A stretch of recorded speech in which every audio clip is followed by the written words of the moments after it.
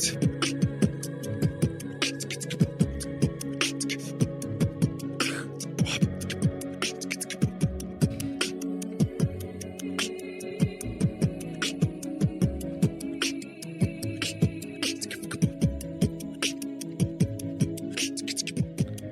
Welcome to Warcraft Reloaded, a podcast brought to you by Mash Those Buttons, covering World of Warcraft Classic and its community.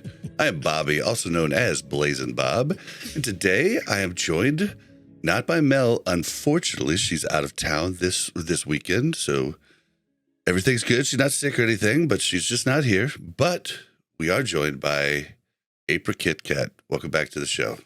Thank you. Feels like we were just on a podcast together. I know. You know what's so funny about that, too, was the last time I was... This is my third visit with you, I believe, right? Yes. I'm pretty sure. Yep. The last time I was with you was right after being with Scotty J also, so it's like deja vu. That's hilarious. But it's like such good vibes. I just love it, so it's nice to be back. We are happy to have you. And also on that podcast this last week, Cubicle Chat, one of the men behind it, ClassicGho. How you doing? I'm behind it. I'm in front of it. It doesn't matter where I'm at. I'm everywhere on it. Yeah, it wouldn't happen without you. Oh, that's too kind of you. But yeah, we keep sniping Kat right before she comes on with you. So, aha. Hey man, you know me. I'm always happy to share guests, to talk to people who you might not know enough to talk to. Like, I've offered you that many times. So just let me know anytime, specific person. If I know them, I will try to get you guys in contact, because I really like your guys' show. I just wish it was on audio formats like a lot of other people. It is really weird for me sometimes reaching out to people like, hey, and then I try to just plug Scotty. I'm like, hey, I'm on a podcast with Scotty J. You might know him from YouTube. And that's kind of my end sometimes. Like, hey, please know at least Scotty. Yeah, it is a little awkward at times. I usually send people, it's a pretty big spiel, and I customize it for each person. You just have to, for me specifically, I have to do the whole thing. All right, this is cringe, but I have to get it out. Everybody immediately looks at YouTube. That's not really like a place that podcasts are really the biggest. So I have to send them the links to freaking Chartable, showing them we're a top 100 gaming podcast and all this other stuff. And then I'm like, okay, cringe over. This is what the show's about. If you're interested, and I just try and see what happens. And the majority of the time, people say yes. And sometimes people say no, and that's fine. And sometimes people like, stay safe, just ghost you after saying yes. It was really weird back in Season of Mastery. I was reaching out to like top balance druids just to figure out, what they were doing in the raids back then for that seasonal server. And it was just me making a level 1 tune, like looking at their logs, seeing what server they were on, making a level 1 tune, grinding some mobs to get some copper to send some mail to them, typing up a mail, hoping that they don't just delete it and think that it's spam. It's some wild stuff that I go through to try to like talk out and reach out to people for shows. Well, those are harder. There's a ton of people I've tried to get on for class discussions, like people who are really good at the class, or really good at PvP, but they don't want to come on a podcast. Like that's why content creators are much easier, because they're used to being front and center. And, but you'd be surprised how many people do not want to go on a podcast. Yeah, there's been a couple that were just like, I'll answer some questions, but I'm not really comfortable coming on and like talking. I'm like, that's totally cool. Yeah.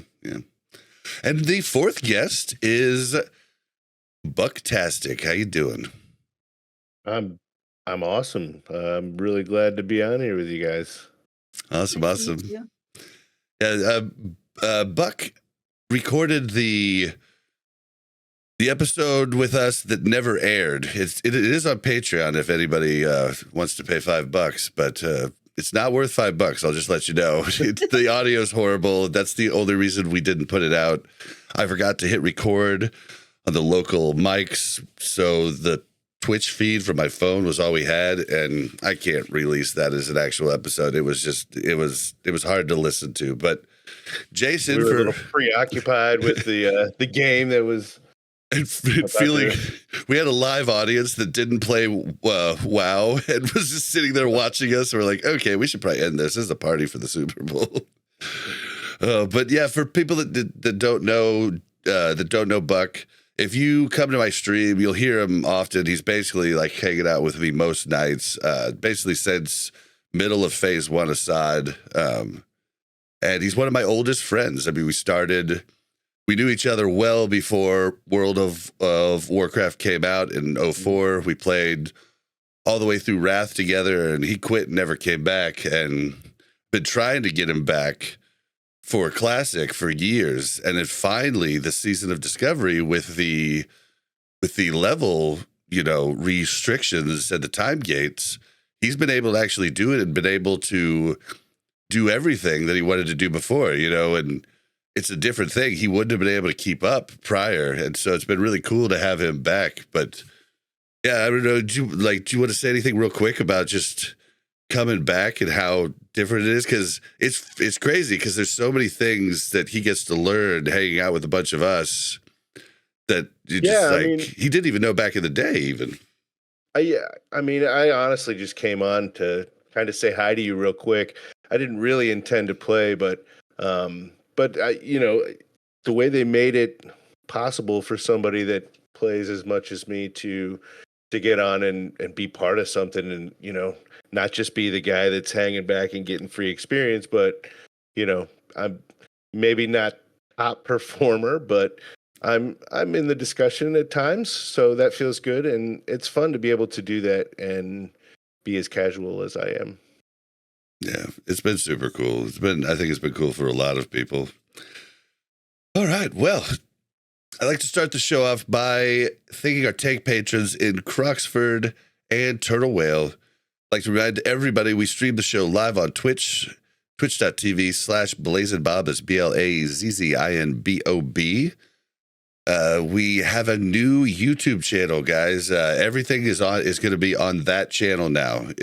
All the old episodes, you still have to go to mash those buttons. Like, there's no way we can load those all into the new one. But there is on the new channel, there is a list just straight linked to the old episodes right under the new episodes. So it shouldn't be too bad. But that's youtube.com/@Warcraft Reloaded. Link will be in the description.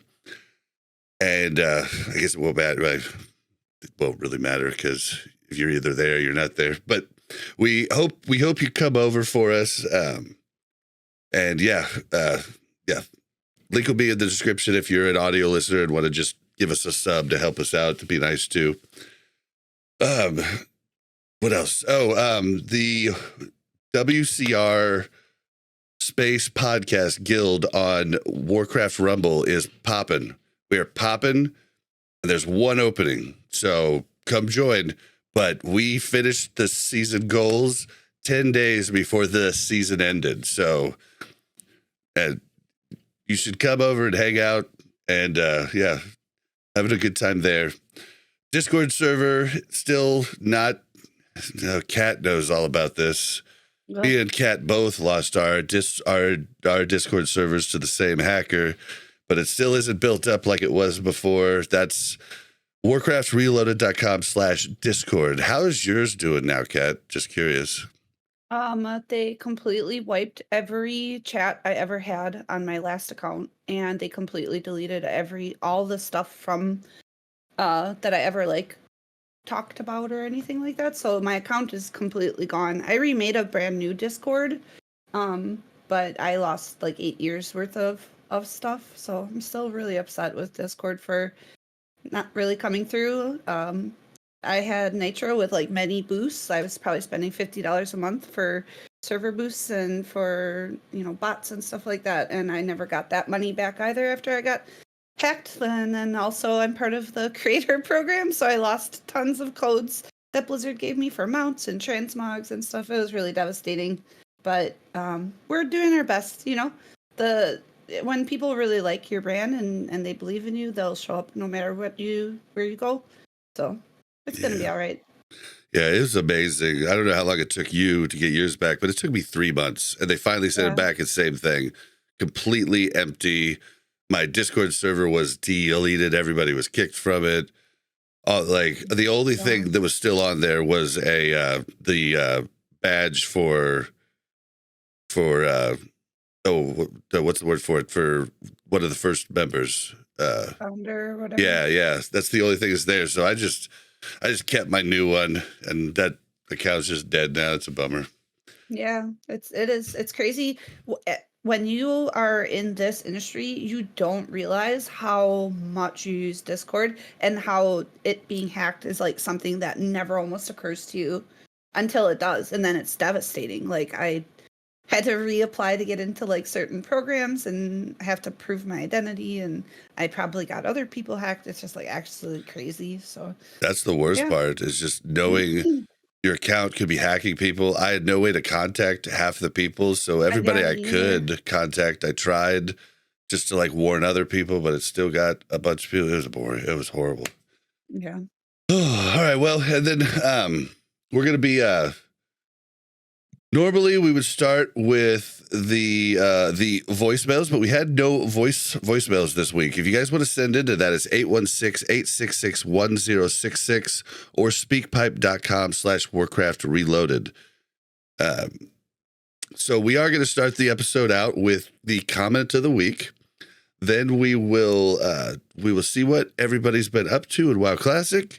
We'll go over some news, and then we'll talk about our thoughts maybe on why the sod population appears to be declining via ironforge.pro. Even though it might not be declining, we'll talk about just that information, and we'll just kind of speculate. So that'll be the discussion at the end, and that'll be the show. All right. Comment of the week was from Wiki himself, and the comment of the week is kind of, becoming, we didn't have a lot of comments on this last episode because I just got it published. I was really late this week. It was bad. So there just wasn't a lot to choose from, but this is from Wiki, and he says, I can't believe you let Hammer Dance back on the show after what he did last episode. And Hammer's becoming a little bit of a meme, for our comments, but the truth is, I should have been in timeout after that episode. You learn hard lessons sometimes, but I could have cut all of it out. But I like to keep things real. I like to learn from my mistakes, and I like to grow. And if you can't respect that, it's okay. But I just like to keep it real. Yeah, Hammer Dance is the homie. Hammer Dance is awesome. Did I miss a meme? I don't know exactly what happened. You don't have to go into it if you don't want to. Bottom line, I was trying to be funny at different parts, and I drunkenly really missed the mark. It just turned out basically being an asshole. It was a bummer.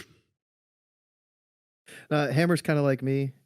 We just kind of chill, and then if somebody interrupts us while we're talking, we just let them go, and it's fine. And then we don't interject ourselves over top of anybody else usually either. We're just kind of there, and if we have a moment to talk, we hop on it and then try to take as much advantage of it as possible. And other than that, we're just chilling. Yeah, so Hammer came on with me, Winky, and Scotty J, and I wasn't a dick to Hammer. I don't know him well enough, but I was a dick to Winky and Scotty. But they weren't mad or anything, but from the outside looking in, them not knowing how close we are, it looked pretty bad. And we were just kept talking and kept interrupting each other, and Hammer couldn't get a word in edgewise, so I had to bring him on the next week because he just wasn't able to talk. It was bad, but yeah, we'll move on. So what have you guys been up to? Who wants to go first? I'll go first. All right. Let's hear it. So what day was it? What is today? Saturday? I think it was Wednesday or Tuesday night. My small guild achieved the world rank 1 speed run for the entire world. Hey. No more. So we held it for 8 hours or 9. Obviously because it's a brand new raid and whatnot, people are figuring out new strats. But it was really cool.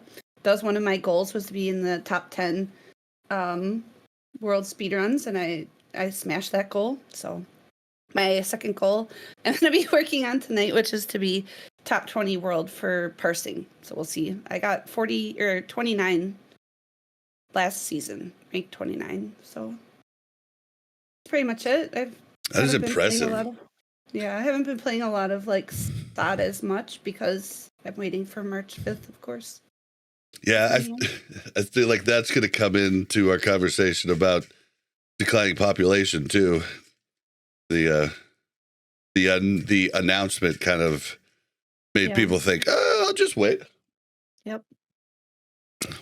But I've been trying to do that too, but I have done still a little stuff with my warrior, but you hate to lose that rested XP when you're going to get double soon. I don't know. It's rough. Like imagine like level, like, you know, in the 30s, full rest doing what's it called? BFD. It's going to be nuts how fast you get up. A full level and a half, if not more, right? Because I don't know if the boss XP counts as rested XP, but it's going to be bonkers. It's gonna be bonkers. Yeah, it does. I mean, we took Mel's tune through BFT last night. She was level 34.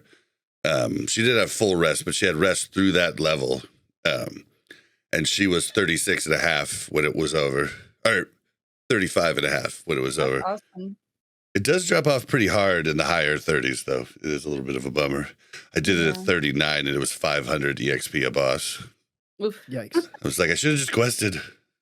Like 2 quests worth. What about you, Go? What you been up to? I did the epic crafted helm quest line. That was one of the single highest like DPS upgrades for me personally. So I finally got it done. I'd been putting it off. I was like, I didn't really look how big of an upgrade it was going to be for me. And then once I realized like, yo, this is like 20 DPS. Whoa. I went out and I did it. And it took a couple hours, but at this point, the gold cost of all the mats and stuff, I'd been hearing people were saying it's like hundreds of gold. But for me, it was less than 100. It was somewhere between like 50, 75 gold for all my mats. So it didn't really put too big of a dent in my gold storage.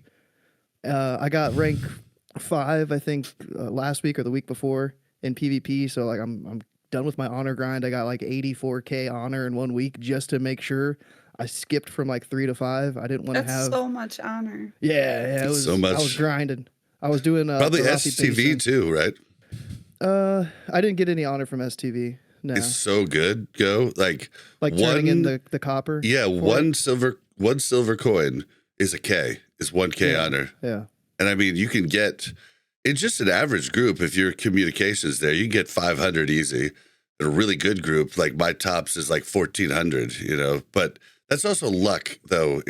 Even in a really good group, like where the boss is and where you can regroup and stuff. Like the environment plays a big key on your specific group composition, and I never get to go with four ranged and 1 healer.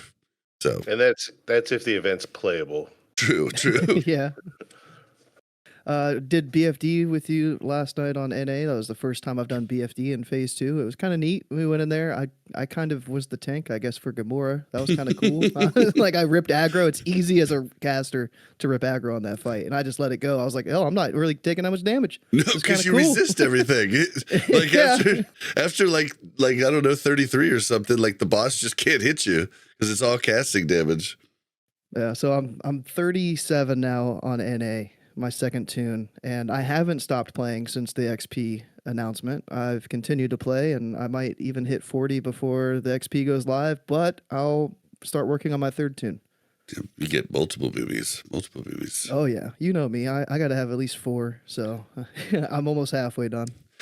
Yeah, we came and did dungeons with you, and it was a bummer because we had a really good five-man group that was very diverse. With we were plowing a healer, but then we had to come help you. Yeah. Oh, you mean like the Arathi Basin. Yeah. We had a Casimo had just got his mage up. We had a druid healer. We had a rogue. We had a hunter, and then we had a warrior. We had a really good diverse group that was just kind of rotating in Arathi Basin, and we were winning for the most part, but we wanted to come help you, so we did. I was just blasting metal music. You know, I told you, I was like, yeah, dude, I'm gonna vibe tonight, dude. I'm just blaring music, chilling. You're like, come hang out. And I was like, okay. I'll turn the music down a little bit. What about you, Jason? What have you been up to? Well, I hit 40. So now we're just kind of getting ready for the next phase. I mean, you know, I'm trying to grind for gold, trying to get my gear.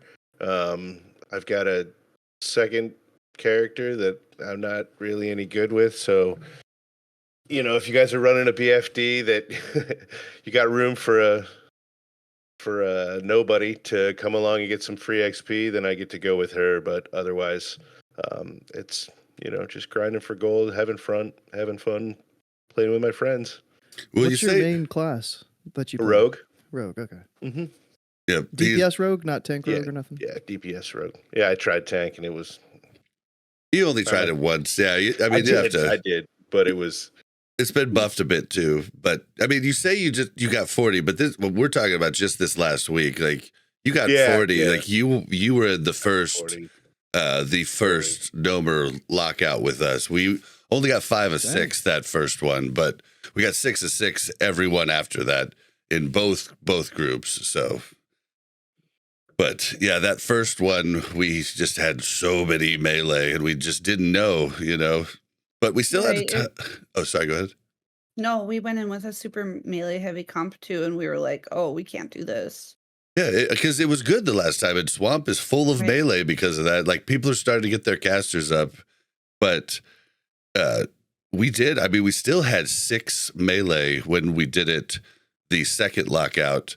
We just had to have melee do mechanics, like run off and hit buttons. Like, it's not really a DPS check as long as people are making sure to not take damage, you know. Like, it only becomes a DPS check if you're taking too much damage and the healers can't keep up, you know. And so I don't think really any of the fights in there is a real DPS check, but getting melee to do mechanics like running off to hit a button is like just like pulling teeth. Yeah, it's horrible. I mean, I was even arguing with it. I was like and like my Move, who runs the stuff with me, I basically organize everything, and he raid leads. He's really good at it. But he was like, "Well, Bob, you don't have to do it, but we need like a rogue to do it." I said, "No, I'll do it. I just want like to really feel like, you know, I'll be the rogue to do it. I just want to feel like it's worthwhile." And you know, he won a lot of confidence from me that night, because I didn't think we were going to be able to drop it that night. And since then, I've just been like, people ask me, and I'm like, leave it up to Move. Yeah.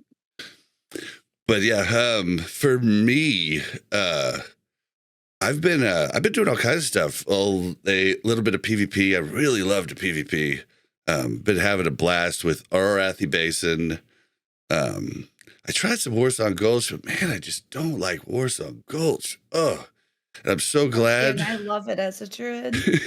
As a druid, it probably would be fun, but I've tried it on the hunter and the rogue, and I'm just like, eh. But luckily, I could do that quest every week. Kill one mob at Ashen Vale, turn in my thing, throw the, delete the drums, but I get 1,000 Warsong Gulch rep. So by phase 3, I'll have it, and I'll just have to be cool with that, because I really don't want to do it anymore, especially on 3 tunes. Can you not use the drums just in open world for like farming till you get killed in PvP? Nope. I think once you're 40, you 40. Yep, 39 is the last time you could use it, and I was excited because I was like, "Oh, I wonder if I could use it on somebody else now." Can't use it on anybody in your group, anybody.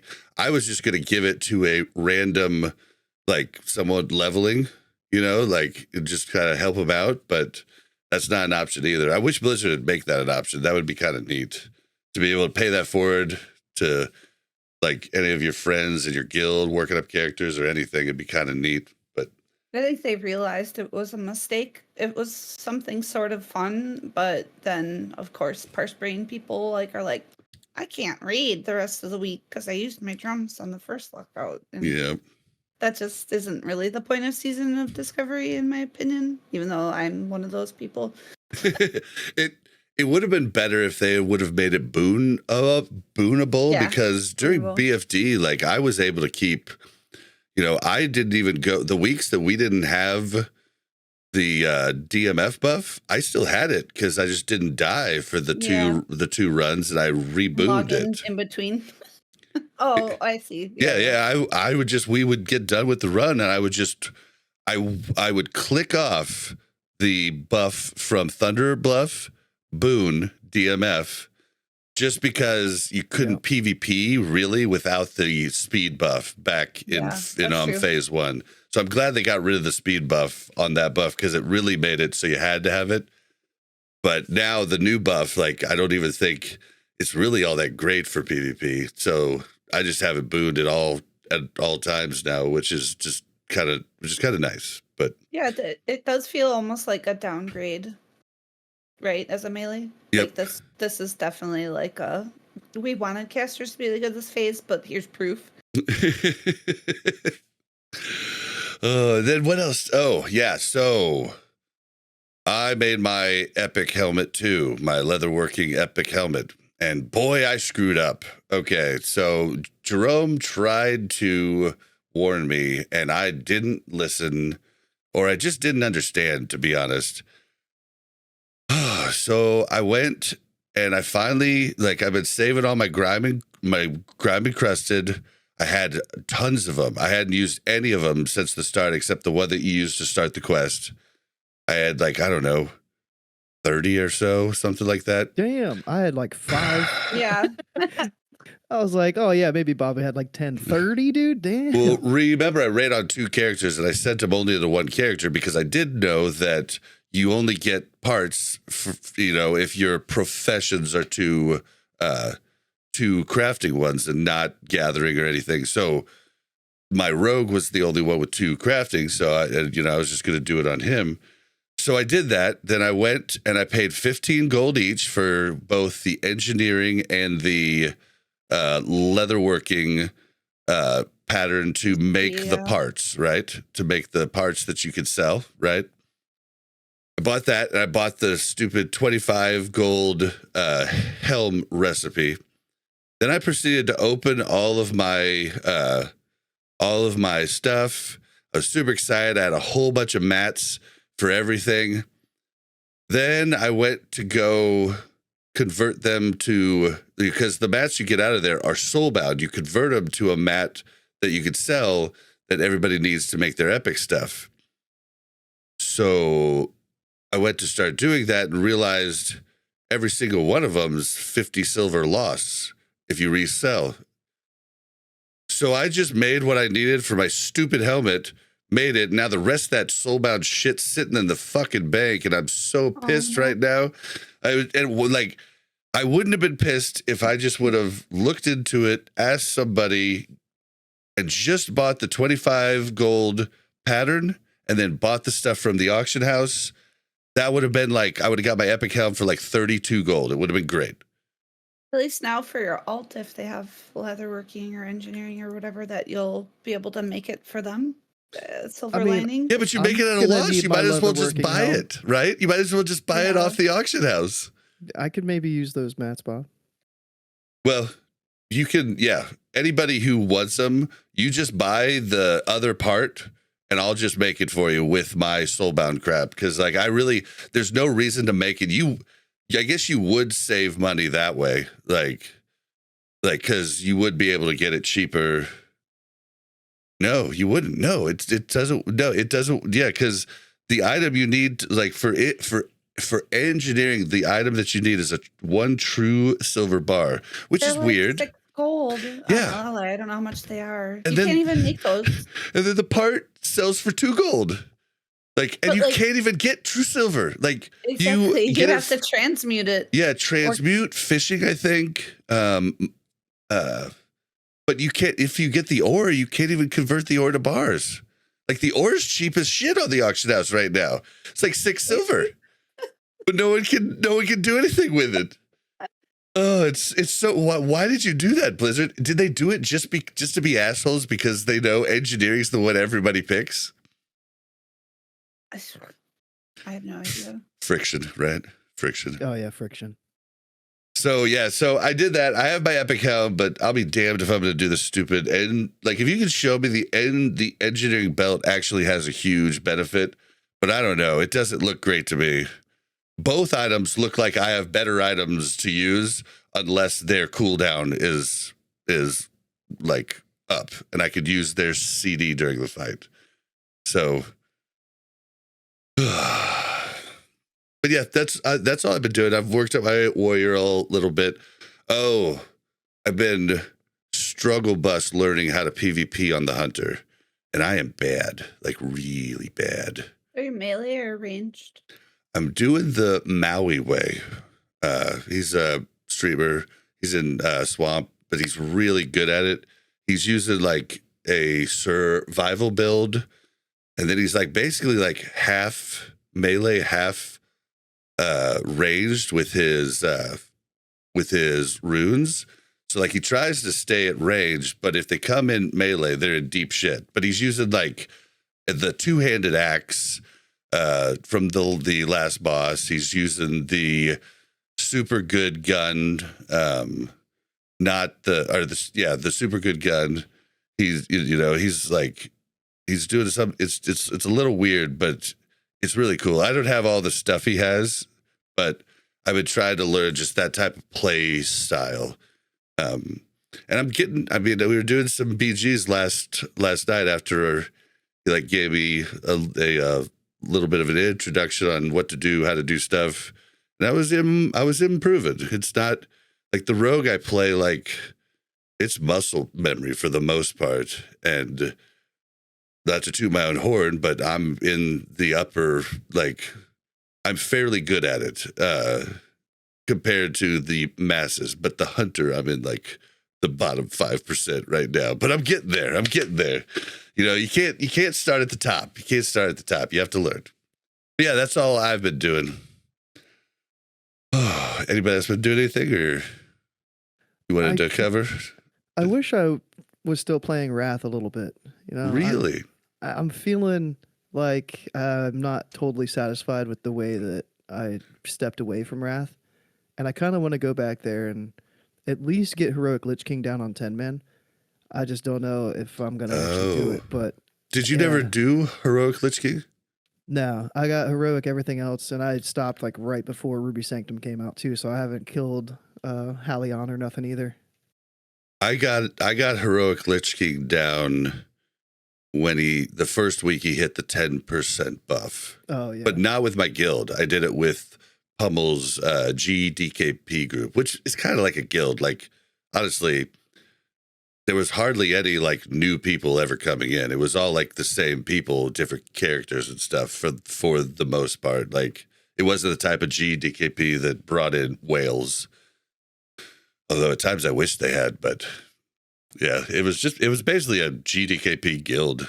But yeah, that's when I got it down. My guild never got it down before we split up. But for the last 6 weeks before we did split up, but before we stopped raiding in Wrath, I mean, we had 22 people. Like you used to come to try and help us on your character that was geared in like level 60 gear. It was bad gear, yeah. Like, and it was just there was no way to prog it. So, but I don't know. I've not missed Wrath at all. I haven't logged in at all. I feel bad for the people that still love Wrath that listen to the show because they're probably just like, oh my God, shut up about Sod. But I don't know, man. Sod sucked me in, so. All right, well. I think maybe you'll give it another chance again if they let you rate it the pre-patch talents. I'm sure that might be kind of like OP and sort of fun. Oh, I yeah, would try it once. Yeah. Pre-patch yeah. is my favorite time of like classic. Yeah, TBC same. pre-patch, Wrath pre-patch. Those are so much fun. TVC pre-patch. Wait, was it? No, it was Wrath pre-patch, Boomkin, and Sunwell was my favorite. Yes. Yeah. yes. I We had played Boomy then. Starfall. Oh my god, it was I accidentally amazing. pulled like every blood elf in the front courtyard. Yes. Everyone was just pissed, and I'm just cackling. Well, your first time on the show, Kat, you mentioned something when we were talking about Cataclysm, and that's actually what I'm most excited for when I go back. I don't know, like I'll go back to the Wrath pre-patch, but I won't be interested in, you know, killing the Lich King more than maybe once, or doing ICC with the broken talents, you know, like more than once. But I am interested in doing the full leveling up process in the new changed Azeroth. And it's something you brought up, like that people just didn't do it back in the day. Like I had 2 tunes. I never even looked at it. I did the Goblin starting area just for fun, but that's it.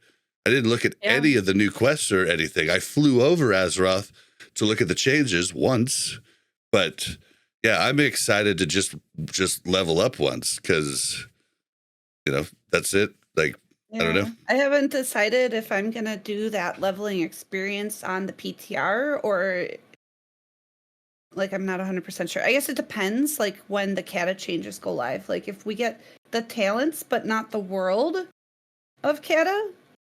I think we'll get the world in Okay. in pre-patch. I don't know. That's my feeling. Then maybe in pre-patch is when I level it, because it does. There's always that like I want to do the content when it's relevant kind of thing, but anything you do on PTR just sort of like disappears. Yeah, and I want to go through the whole It's thing. hard to do.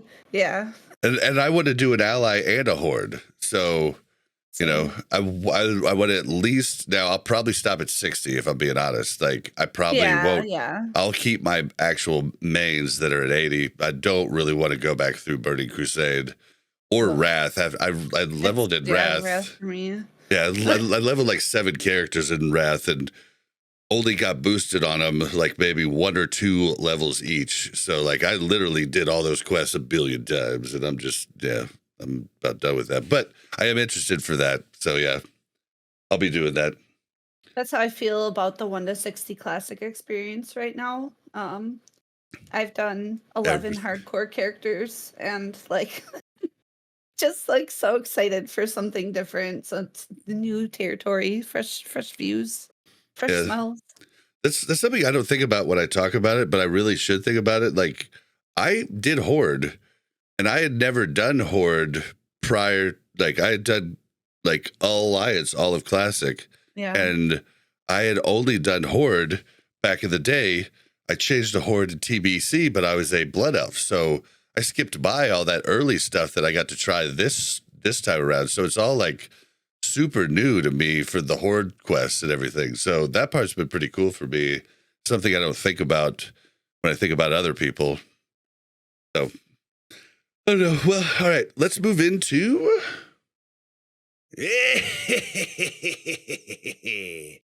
time for the news. Speaking of Cataclysm, the beta, you can sign up for it now. There's a sign up. I'll have the link in the description.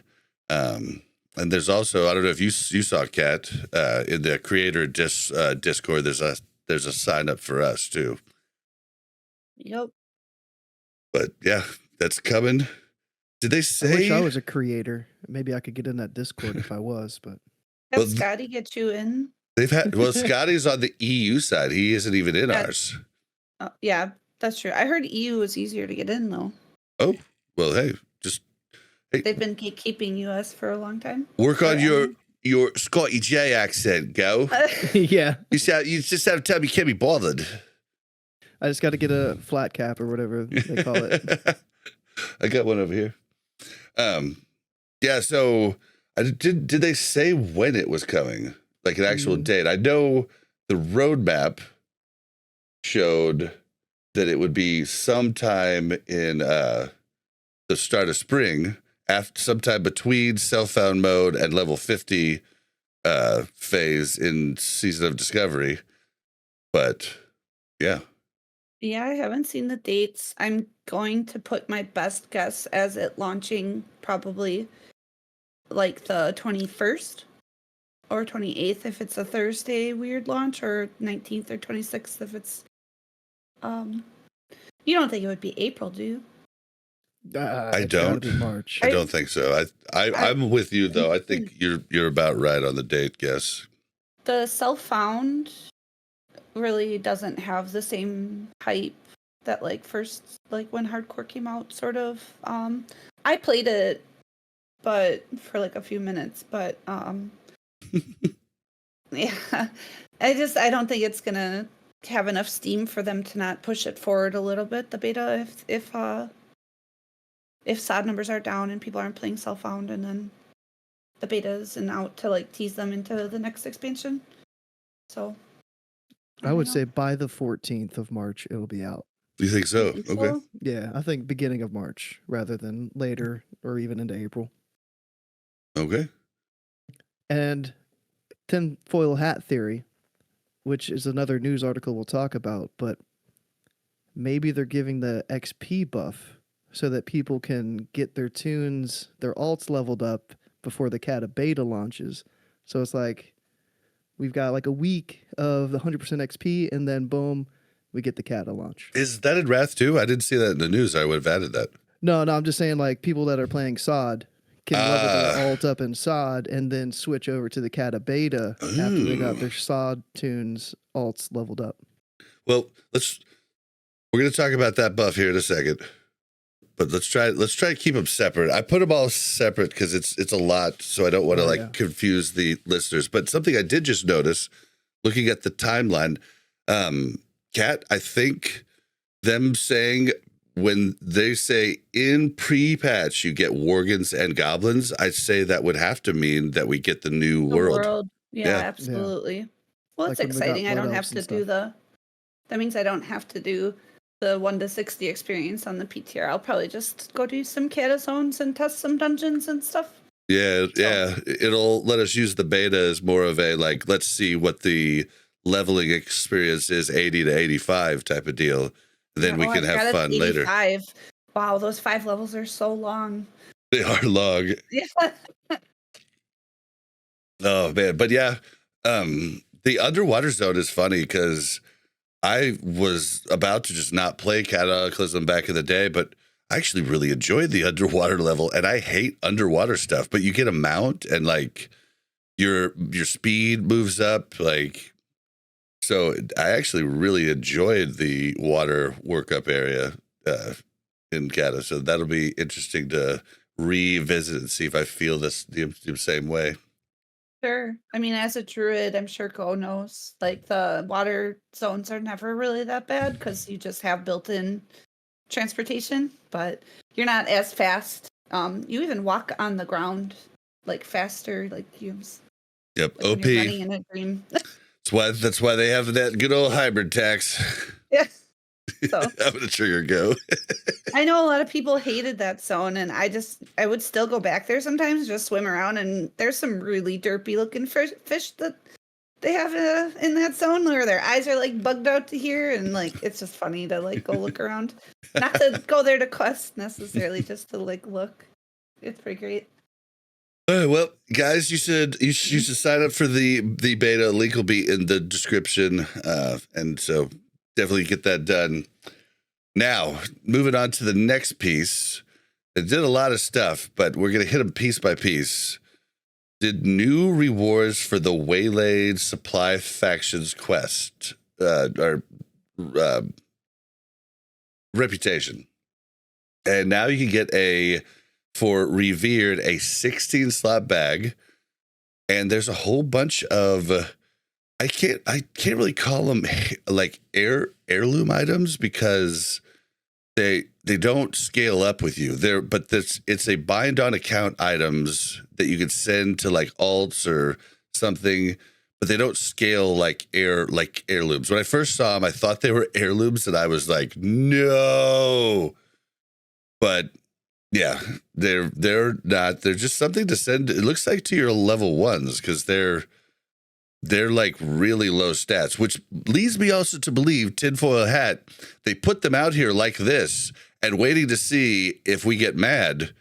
So guys, get mad, get really mad because I think they might want to change them to scaling heirlooms, and we cannot let that happen, guys. We cannot let that happen. Why? Because heirlooms suck. Do you have a different, like, I'm not going to get mad at you, of course. Like, No, I do you don't really. like them? They're kind of like whatever. I got one set for casters because there's like so many classes can heal right in Wrath. I think it's like 3 pieces or whatever. They're fine. It just kind of takes away the flavor from the game. Like if they're gonna give you heirlooms, then they better give you transmog, and then they better give you mount tabs, and then they better give you toy box, and like it's just a slippery slope. You're right. They're just kind of useless unless you're literally leveling from 1, which I'm sure that's what the buff is there for, right? Yeah. To start a fresh character and try a new class, see if you like it. But see, I guess my biggest problem with the heirlooms always was they were always more powerful than anything you could get. Now, if heirlooms had always been scaled to 5 levels lower than you are, so you could get stuff and then say you get unlucky with an item going forward, maybe, oh, well, now my heir, 5 levels later, I've been unlucky. I haven't gotten anything new. I can put my heirloom back on. I could have seen how I could have maybe liked that, but I say just don't put it in there. Just don't put it in there. Like, it just takes away from the fun. And in retail, I guess you can just have an item for every slot. It's like, why even, like, where's the fun in seeing a drop now? Like, well, you're almost annoyed if something is better because then you have to transmog it again. I was just playing retail today. It's just like first world problems, man. It's such a crazy vacation compared to any version of Classic because like I went 1 to 20 in 2 hours. I wish I could do that. You know what I mean? Oh man, yeah. Even with the 100% buff, that'd be pushing it 1 to 25. Unless you had people mob tagging or for you, like that could be done maybe. Probably. I just wish that they would have done more with what you could buy from this brand new rep that they introduced.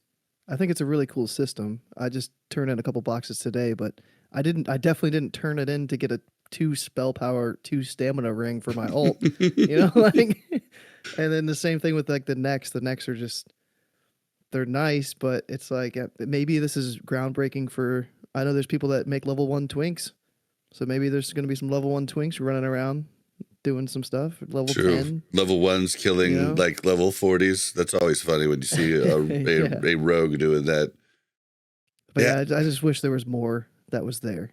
Something cool. The bag, okay, a 16 slot bag, yay, but eventually that's going to be useless because you can just get a rune slot bag or whatever it is. That's 16 slot. How cool would it be? Backpack, right?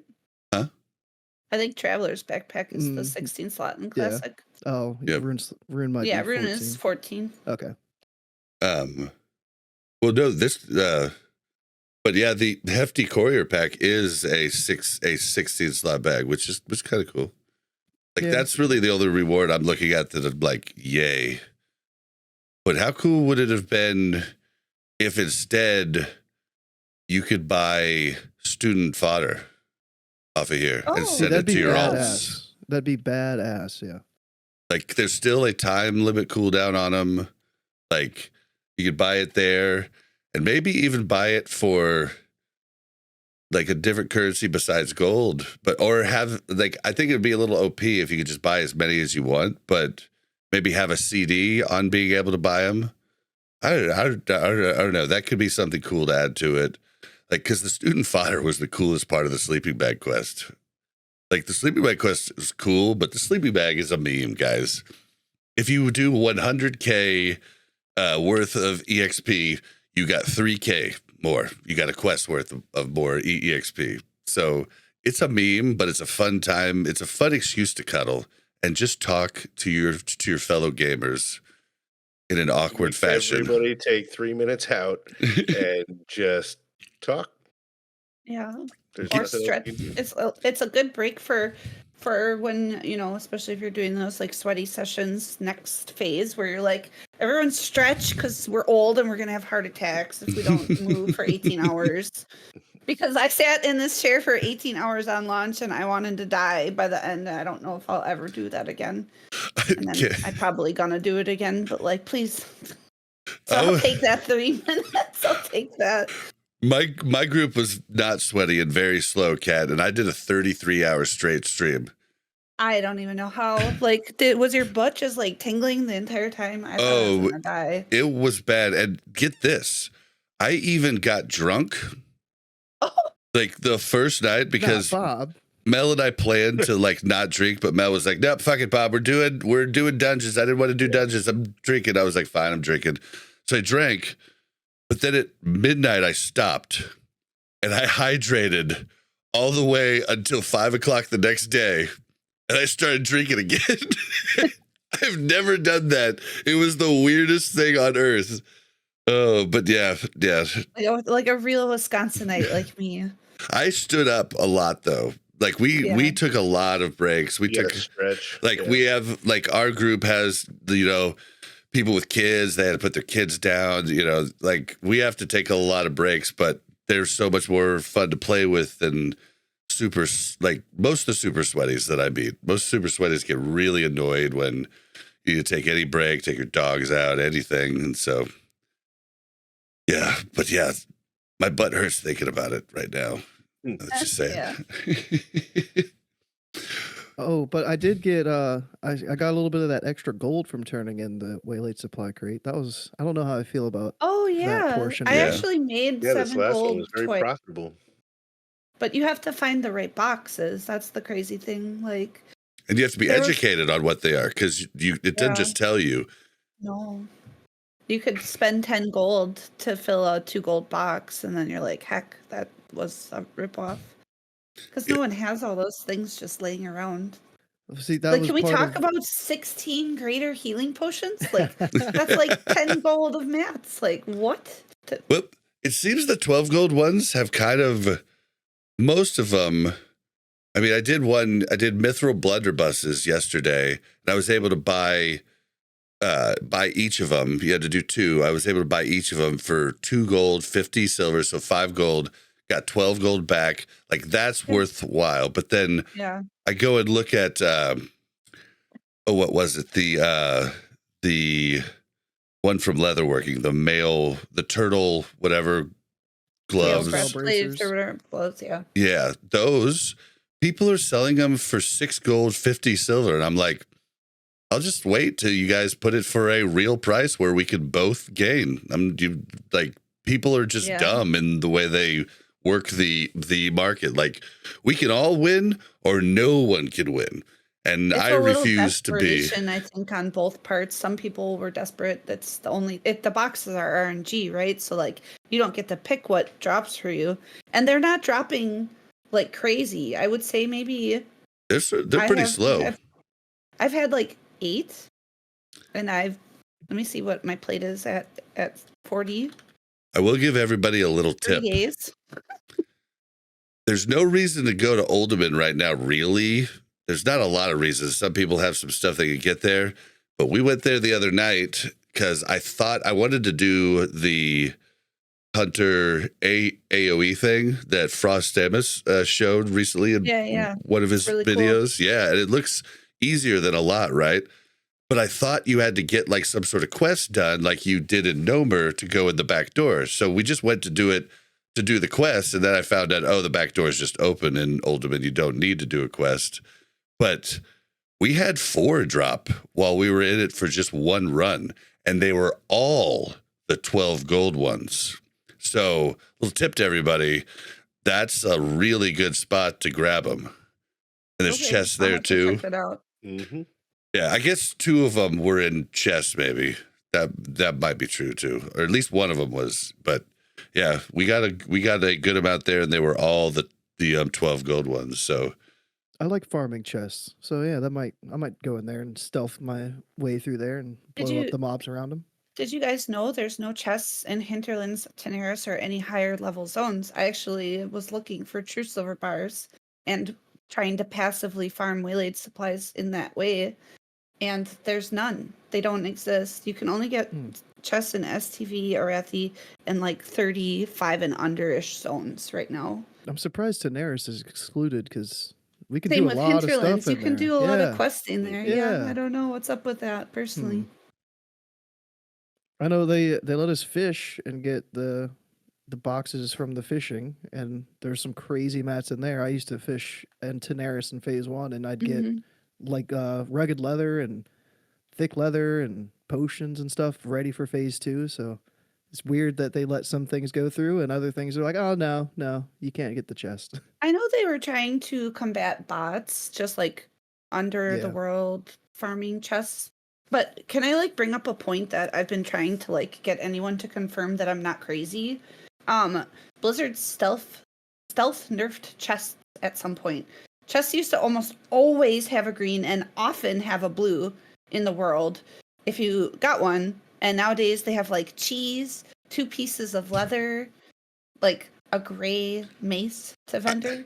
I'm not crazy, right? Like that was real. So I can Yeah. confirm that that's what I see, but I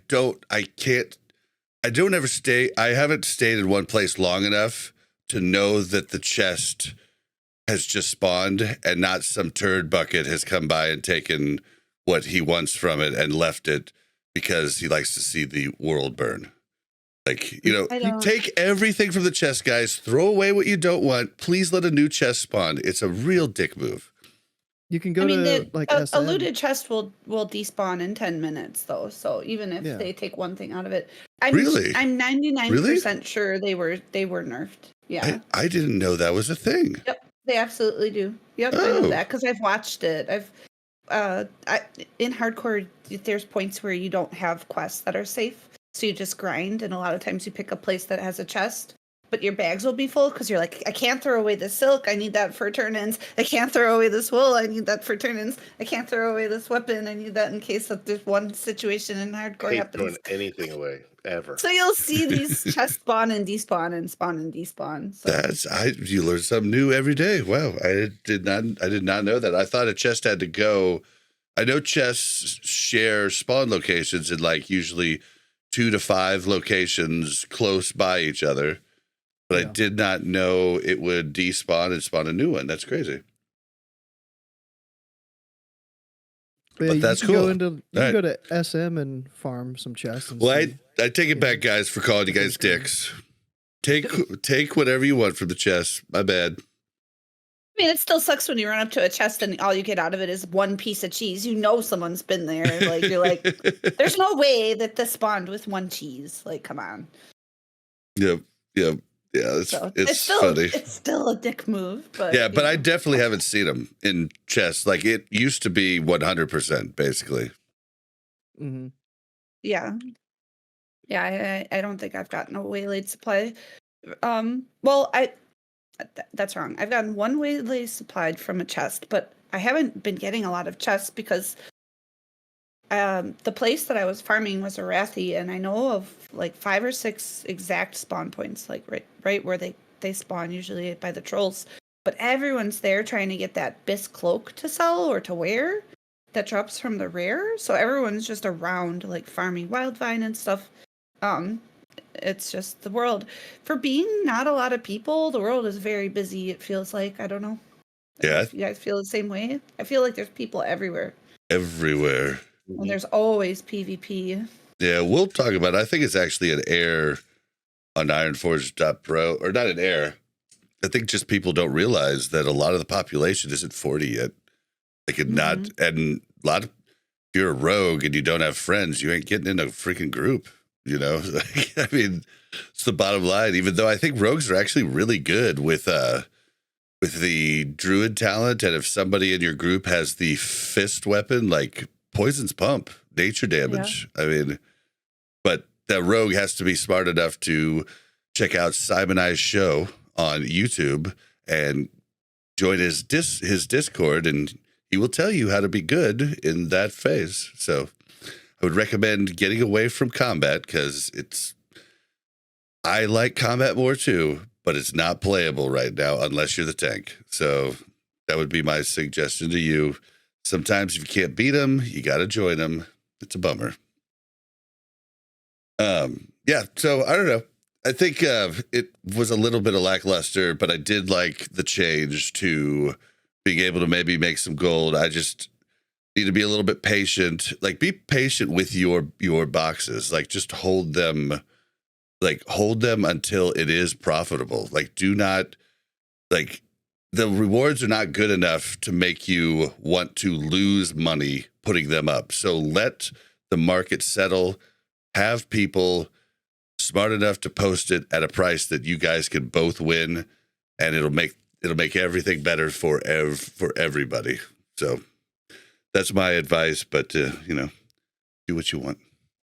What do we got next here? We got XP. Oh boy. Wait, is that it? No, that is not next. We have mount cost reduction next. That slid in there. Yeah, so a lot of people are really upset about this, and it makes me laugh. I get it, but I guess I'll say, like, my piece, like, here at the start. Guys, I am 120 gold down, and I'm like struggling for gold now. I know I was doing good in phase 1. I'm struggling pretty hard now. Having to pay for Mel's mount, 2 of my mounts. I got another mount coming up, and I think I only am sitting on 150 gold at the moment. Like, so definitely waiting for March 5th to buy this mount, but everybody's mad about it. But did you say only 150 gold? Yeah, but I mean, I play all day, every day. Like, I don't play retail. I don't play hardcore. Like, I play SOM, and I mean, I flip stuff on the auction house quite a bit, but I'm having trouble knowing the stuff to flip. And I think I really screwed up not doing, like, Jerome made a fortune doing those supplies for the whales that were willing to pay whatever they wanted for their epic stuff right off the bat. I missed the bus on that, but okay, so people are mad about it, but it is a little messed up that, they're going to be putting it out just like 4 weeks after, the phase started. But at the same time, you had your mount before. If you bought your mount the day that this was released, like, yeah, you could be pretty pissed off about that, I guess, because you could have waited a week at that point, but it's a catch-up mechanic to try to get more alts in the game, and I don't see a problem with it. Like, what do you guys think? Well, were you going to wait? I mean, if you knew day 1 of phase 2 that you were going to get half off if you waited a few weeks, would you have waited? I would have. As a druid, I would have. Still would have paid. Druid definitely would have. Maybe I would hunter. have waited on. Yeah, my hunter was my second one up. Specifically because it's a hunter, I would have definitely waited and just used my cheetah. Like I definitely would have waited. I would not have waited on my rogue on my main. I would have just been like, nope. But my rogue main was level 40, 2 days into release. So, I'm not going to wait 4 weeks for that. But on my hunter, I would have been like, oh, I can survive. And it is true. Like, you see, like, Lubes gets around with us just fine, even in STV. But that's because he's a druid. Like, if you don't have those types of speed boosts, it would be kind of hard to wait. But, I mean, on alts, sometimes you don't even need to travel the world much. So, Yeah, so I definitely would have waited a lot. Specifically for that, I just trade, like, summon for summon type thing. Well, that's not specifically why I made her, but she also gets the free mount, right? Yep. Free mount is nice. What'd you think of? There's a free STV mount right now too. If you don't want to pay for anything, Do you get not your have to STV buy the mount. training? You just don't think literally you just do. get it? You buy the I don't training. know. You do buy the training? Yeah, but the training's cheap. Like, in classic, training is the cheap one. Mount cost is the expensive one, whereas they flip How do you it. train raptors, though? That's not on Alliance. You just train whatever your class like is the or your skill. race Oh, is. Yeah. you might be that's how it right, works. Kat. I That's don't how it know. works in Classic. I know See, there's people with Yeah, because you're training raptors, each though. of, you're not training just mount skill. You're training cat skill, raptor skill. Yeah, exactly. So it must not have that. I don't know. Maybe. I don't have it. That grind is like I have to do it on alts first before I'm like greedy on my main, and I'm just terrified of it. I want that Sabertooth so bad, but then I I think want the raptor. It's so cool. see, I think the Sabertooth is the coolest mount I've seen since Tony the Tiger. Yeah, even That's with really this cool. cost reduction, I'm still not going to buy a mount because I'm a druid. I'll just travel form around till I'm 60, and then even at 60, I'll probably still travel form. Do you know that you have to be traveling for like something upwards of 25 to 30 seconds before mounting is worth your like the global it takes to get going? Yep. As Yep. a druid. It's actually kind of crazy. Was it like a 3-second cast time to get on your mount? I think so. It, yeah, Classic, it yeah. changes to 1.5 going to TBC. Yeah. It's like I hate standing still casting stuff. So yeah, that's just, it puts me off. I just instantly travel form and I'm gone. That is one of the coolest parts of being druid, like just popping right into travel form. But I don't think this is a bad thing. It's a seasonal server, and this applies to multiple things that they've done. Where it's like, dude, like just it's cool. They're making things more accessible. What's the issue? Like, are people supposed to struggle? Are people supposed to be farming for hours on end to get gold just so they can get their mount? Is that really what SOD's about? I definitely don't think wouldn't so. have considered like I wouldn't if I had leveled an alt and it didn't have an income stream of its own. Let's say it's like another raider alt. I wouldn't have bought it a mount because the 100 gold is like a couple weeks of raiding consumes versus like me just having a better quality of life on my alt. Like I just like so this definitely incentivizes it, right? Like they're like, okay, you're not gonna hurt as bad, but we know it was like a gold sink for the people who came into the phase with a lot of money, right?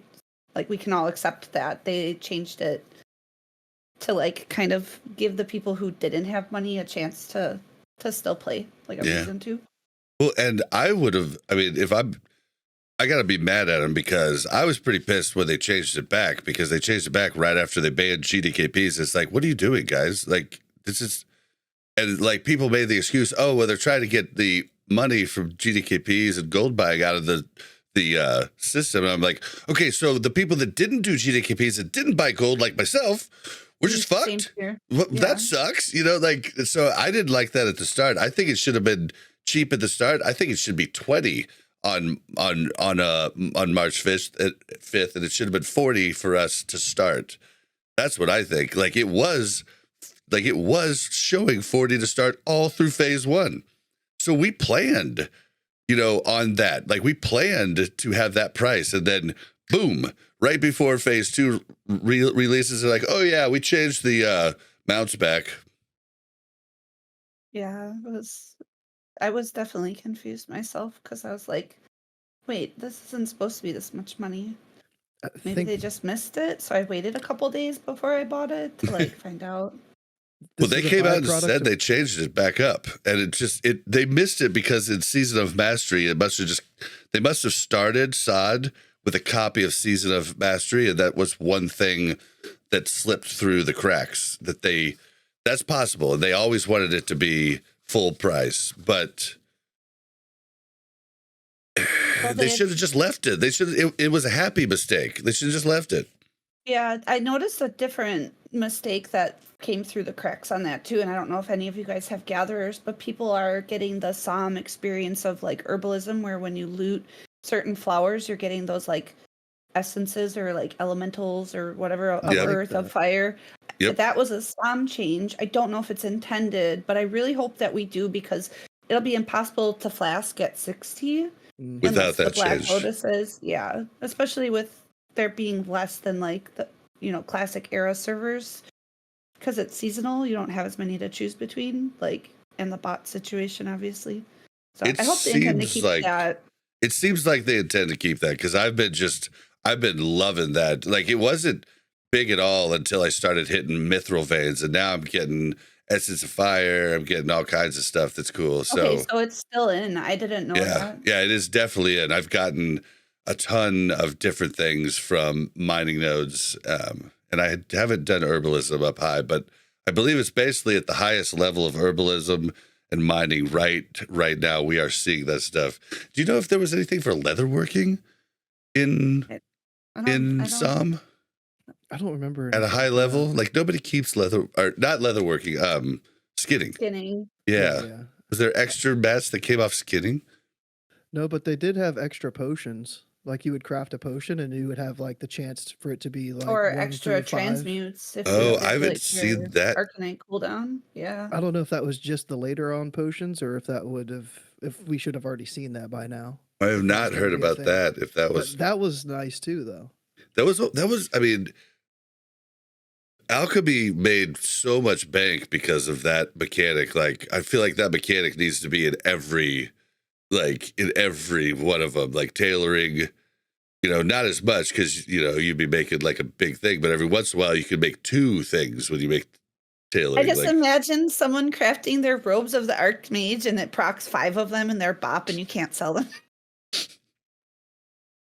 Well, you can still vendor them or disenchant them. Like disenchanting goes along with tailoring pretty big. Like, but I don't think you should get 5 though for those types of ones. Like, I think it should be more like you have a chance to proc 2, double, and it's kind of rare type of deal, But like on your other things, like so say you're making a bolt, maybe you have a chance to proc 2 or 3 bolts. I don't know. I'm just kind of spitballing. But that made alchemy just overpowered across the board. The problem with and they're trying to balance it. The problem that was addressed in different situations or in different versions of the game is that the gathering professions were never meant for mains. And this version encourages you to have alts, but in order to get your alts into raids and get gear and be able to kill the stuff that's at your level or a higher level where you need to farm and to get a mount, you have to have professions that people feel are required. I wish, and this is my wish, and I don't expect anyone else to wish this, but I do wish that the gathering professions had those little perks that they had, I believe it was Warlords, or maybe in Cata, where you got the little heal from herbalism, or you got crit from skinning. Oh, is that in Wrath? That came in Wrath. Since we're gleaning from these eras, make it worth it for your alts to still be able to be crafters or gatherers without really like taking a giant dip from what they can offer, Yeah, and they gave mining, skinning was like a crit buff, mining was a health buff. You got the healing for the small heal for that scaled for herbalism. It'd be kind of cool. Mm-hmm. It'd be kind of cool. They hinted that was going to be a thing in Scotty's interview for Phase 2. Oh, okay, it was what's his? I forget the dev's name. He had Anna and he had somebody else. I hate that. I'm going to look this guy's name. Was it Tim No, it Johnson? Wasn't Tim. No. Wait, are you thinking of Grid? How could you forget? It wasn't. I know. Our Lord and Savior, a Grid. No, it was. It was the dark hair guy with short hair, right? Short hair, yeah. Yeah, short hair. Oh my God, I know all the devs. I know, me too. I can't think of his name. Who did you interview? It wasn't Dara, right? I had Tim Jones and Anna. Awesome. You're talking. Yeah, he had like he's the head of the team. Oh my God, he's going to be so mad at me for Clay Stone. I did not forget it, Clayton. Clayton, I did not forget your name. I was just I was dramatic pausing, Clayton. He listens to the show and building anticipation. He talked to us at BlizzCon. I did not forget. I did not forget. Scotty framed a question somehow, and he was like, gathering professions. Is there any thoughts about giving bonuses for having those to encourage people to have them, or make it feel like they're not useless for rating? And he's like, "That's a great idea, Scott." It was like his answer He's a wasn't cool like dude. yes or He's no, a cool but dude. it was like, okay, we know what you mean. Yeah, he's a cool dude, and a name like Clay Stone, that's like a superhero name. Like, Clay Stone works at Blizzard during the day, but saves humanity at night. You're grasping really hard right now. It is. I mean, Clay Stone. I mean, it just sounds like a alias for a superhero. Sure. But okay, so the next thing is what Go wanted to talk about is the Season of Discovery, not 50% boost, 100% boost, Not 1 to 25, 1 to 40. And I know it says 1 to 39, but what they're saying is after you hit 39, or after you hit 40, it's not there. You get it all the way through 39. So it kind of is like how you read it, semantics type of deal. But yeah, you get it for on March 5th, you get it for all the way through. I love this. I have some things I would have rather had. Like I would have rather had this just come into play as soon as one got their first main leveled up. This just comes into play on their account. I like that. But what do you guys think of this? I'm happy. To me, the whole point of this season felt really like try a bunch of stuff. Like you've never been a mage, they can heal. Did you ever think about how cool that is? You should try it. And I was really excited. In phase 1, I had 4 25s. I was gonna do more, but I just was like, oh, this is gonna be a lot more to do from 25 to 40, and then I'm imagining at 60. So I was like, okay, I'm gonna chill. But I'm definitely now going to at least level like 2 of those, and then maybe start afresh. I want a Shadow Priest. They're really strong. I want one too. It's so bad. Yeah. So like it's really exciting because I'll be able to get the ones that I care about up without feeling like just the struggle of. I mean, we've been doing the like print XP and BFD thing. Like my druid is almost 35 on the horde, and I haven't done more than I did Salt Flats because I love that zone and it's like the best zone in Classic WoW. So, but I didn't do any other questing other than that. So it'll be nice to, finish them out and whatnot. Yeah. Oh, and I didn't mention that while you're working up until you hit 40. You'll be getting increased gold rewards from quests, but it will not transfer to level 40. Like once you're level 40, it goes back to the same gold you were making at level 40. But it's pretty cool. Like with the increased, buff, you'll be making less gold. You'll be killing less mobs, doing less quests. So them increasing the gold on quests is huge. For you people that are going to get boosted through this or dungeon grind through this, you're going to be at a pretty big disadvantage not doing quests. So I thought that was kind of neat that they're just buffing the open world with that. I guess there are dungeon quests, but it's like few and far between. Do you think there's a way to min-max that by like having the level 40s carry you through some of those elite quests at like 39 that you would get like 3 or 5 gold for, but then at 39 you'll get like 12 or something like that? Or I don't know. Yeah, I'm gonna have to look. We're gonna have to see. Jerome put out a video. No Hit Jerome put out a video today, and it might answer that question. I haven't watched it yet because it came out like right before the show went live. But it was talking about like I think it was 25 to 40 in 2 days or something like that was the title of the video. So I'm sure it's got some hints like that in there. Dude, he is it's so hard to think about him in the old days when he was this crazy guy putting his feet behind his head, like going nuts, controlling 40 accounts at the same time, rezzing all at once, wiping entire 40-man raid groups, to now just realizing, wow, this dude is one of the smartest dudes that I know. And I didn't even know. Like, it's just like, he's so smart. It's 1 to 40 in 2 days. It's not even 25 to 40. 1 to 40 in 2 days. Leveling secrets using the new 100% XP boost.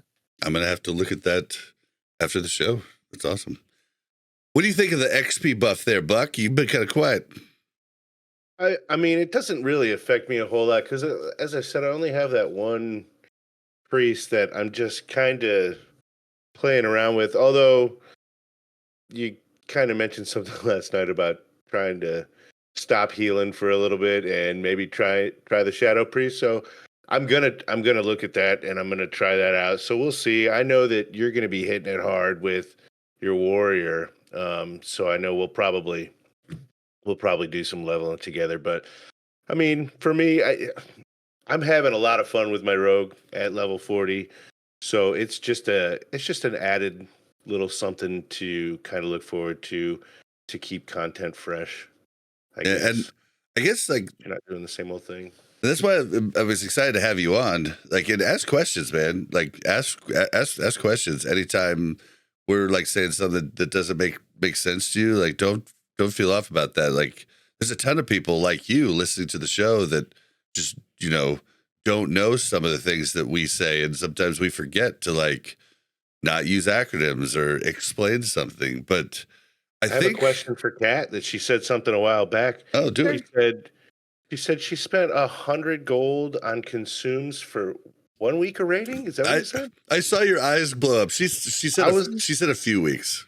A few weeks, but yeah, when you're doing speed runs, I mean, should I list what's in my bags right now? Like, it's actually kind of crazy. Absolutely. Speed runs you use way more than even I use for trying to parse. Listen to all these things. Okay, I have oil of immolation. I have mistletoe. I have minor recombobulators. I have 2 kinds of target dummies. I have 2 kinds of dynamite. I have my battle res seeds. I have 2 different levels of bandages just in case I run out of one. Swiftness pots, healing pots, strength pots, fire protection pots, fortitude pots, troll's blood, disease removal just in case something randomly decides to disease me and my priest assume. I have dog whistle, I have agility elixir, I have nature protection, frost protection, I have chili, dragon breath chili, I have stam buff, I have mana buff, in case I need to use MP5. Nifty stopwatch, I have 3 separate trinkets and 3 separate weapons. Plus my gloves from leatherworking and my other on-use items. And I have to use those all in 21 minutes, by the way. And luckily, there's no water in Nomer, or else she would have to use swim speed pots, too. It's actually bananas. So, consumes are expensive. Yeah. But that's how you achieve goals, and I mean, whatnot, so. Jason, put it in perspective. Right now on my rogue, I don't do even parse runs or speed runs, but I want to make sure my runs go well. So I want to make sure that I am completely prepared. Most of the people that come bring a couple consumes. I bring every possible DPS and life consume that I could have so that I don't die. Like I have the fortification potion. I have rum. I have agipot. I have strength pot. I have faps. I have, food. I've got I don't have all the different kinds like her, but I don't have to get through all. I have training dummies. I have dynamite. I have all of these things. And it's for me on the rogue, it's about 30 gold a week for everything that I use. And it's just like, that's the price you pay, for greatness. So is that like expected, Kat? Like, is the rest of your group expecting you to do that? Is everybody doing that, or is that just because you're?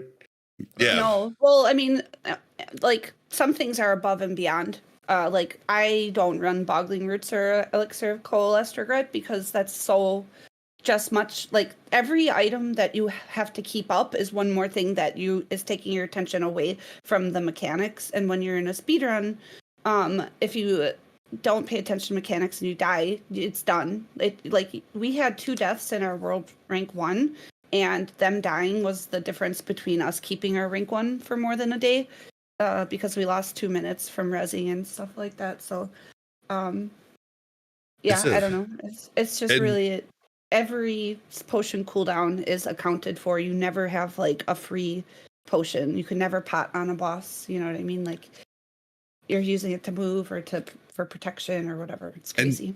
And your best in slot gear is even different. Like you're going to be really prioing stamina on all your DPS, where, you and I before here we're trying to get our best in slot shoulders.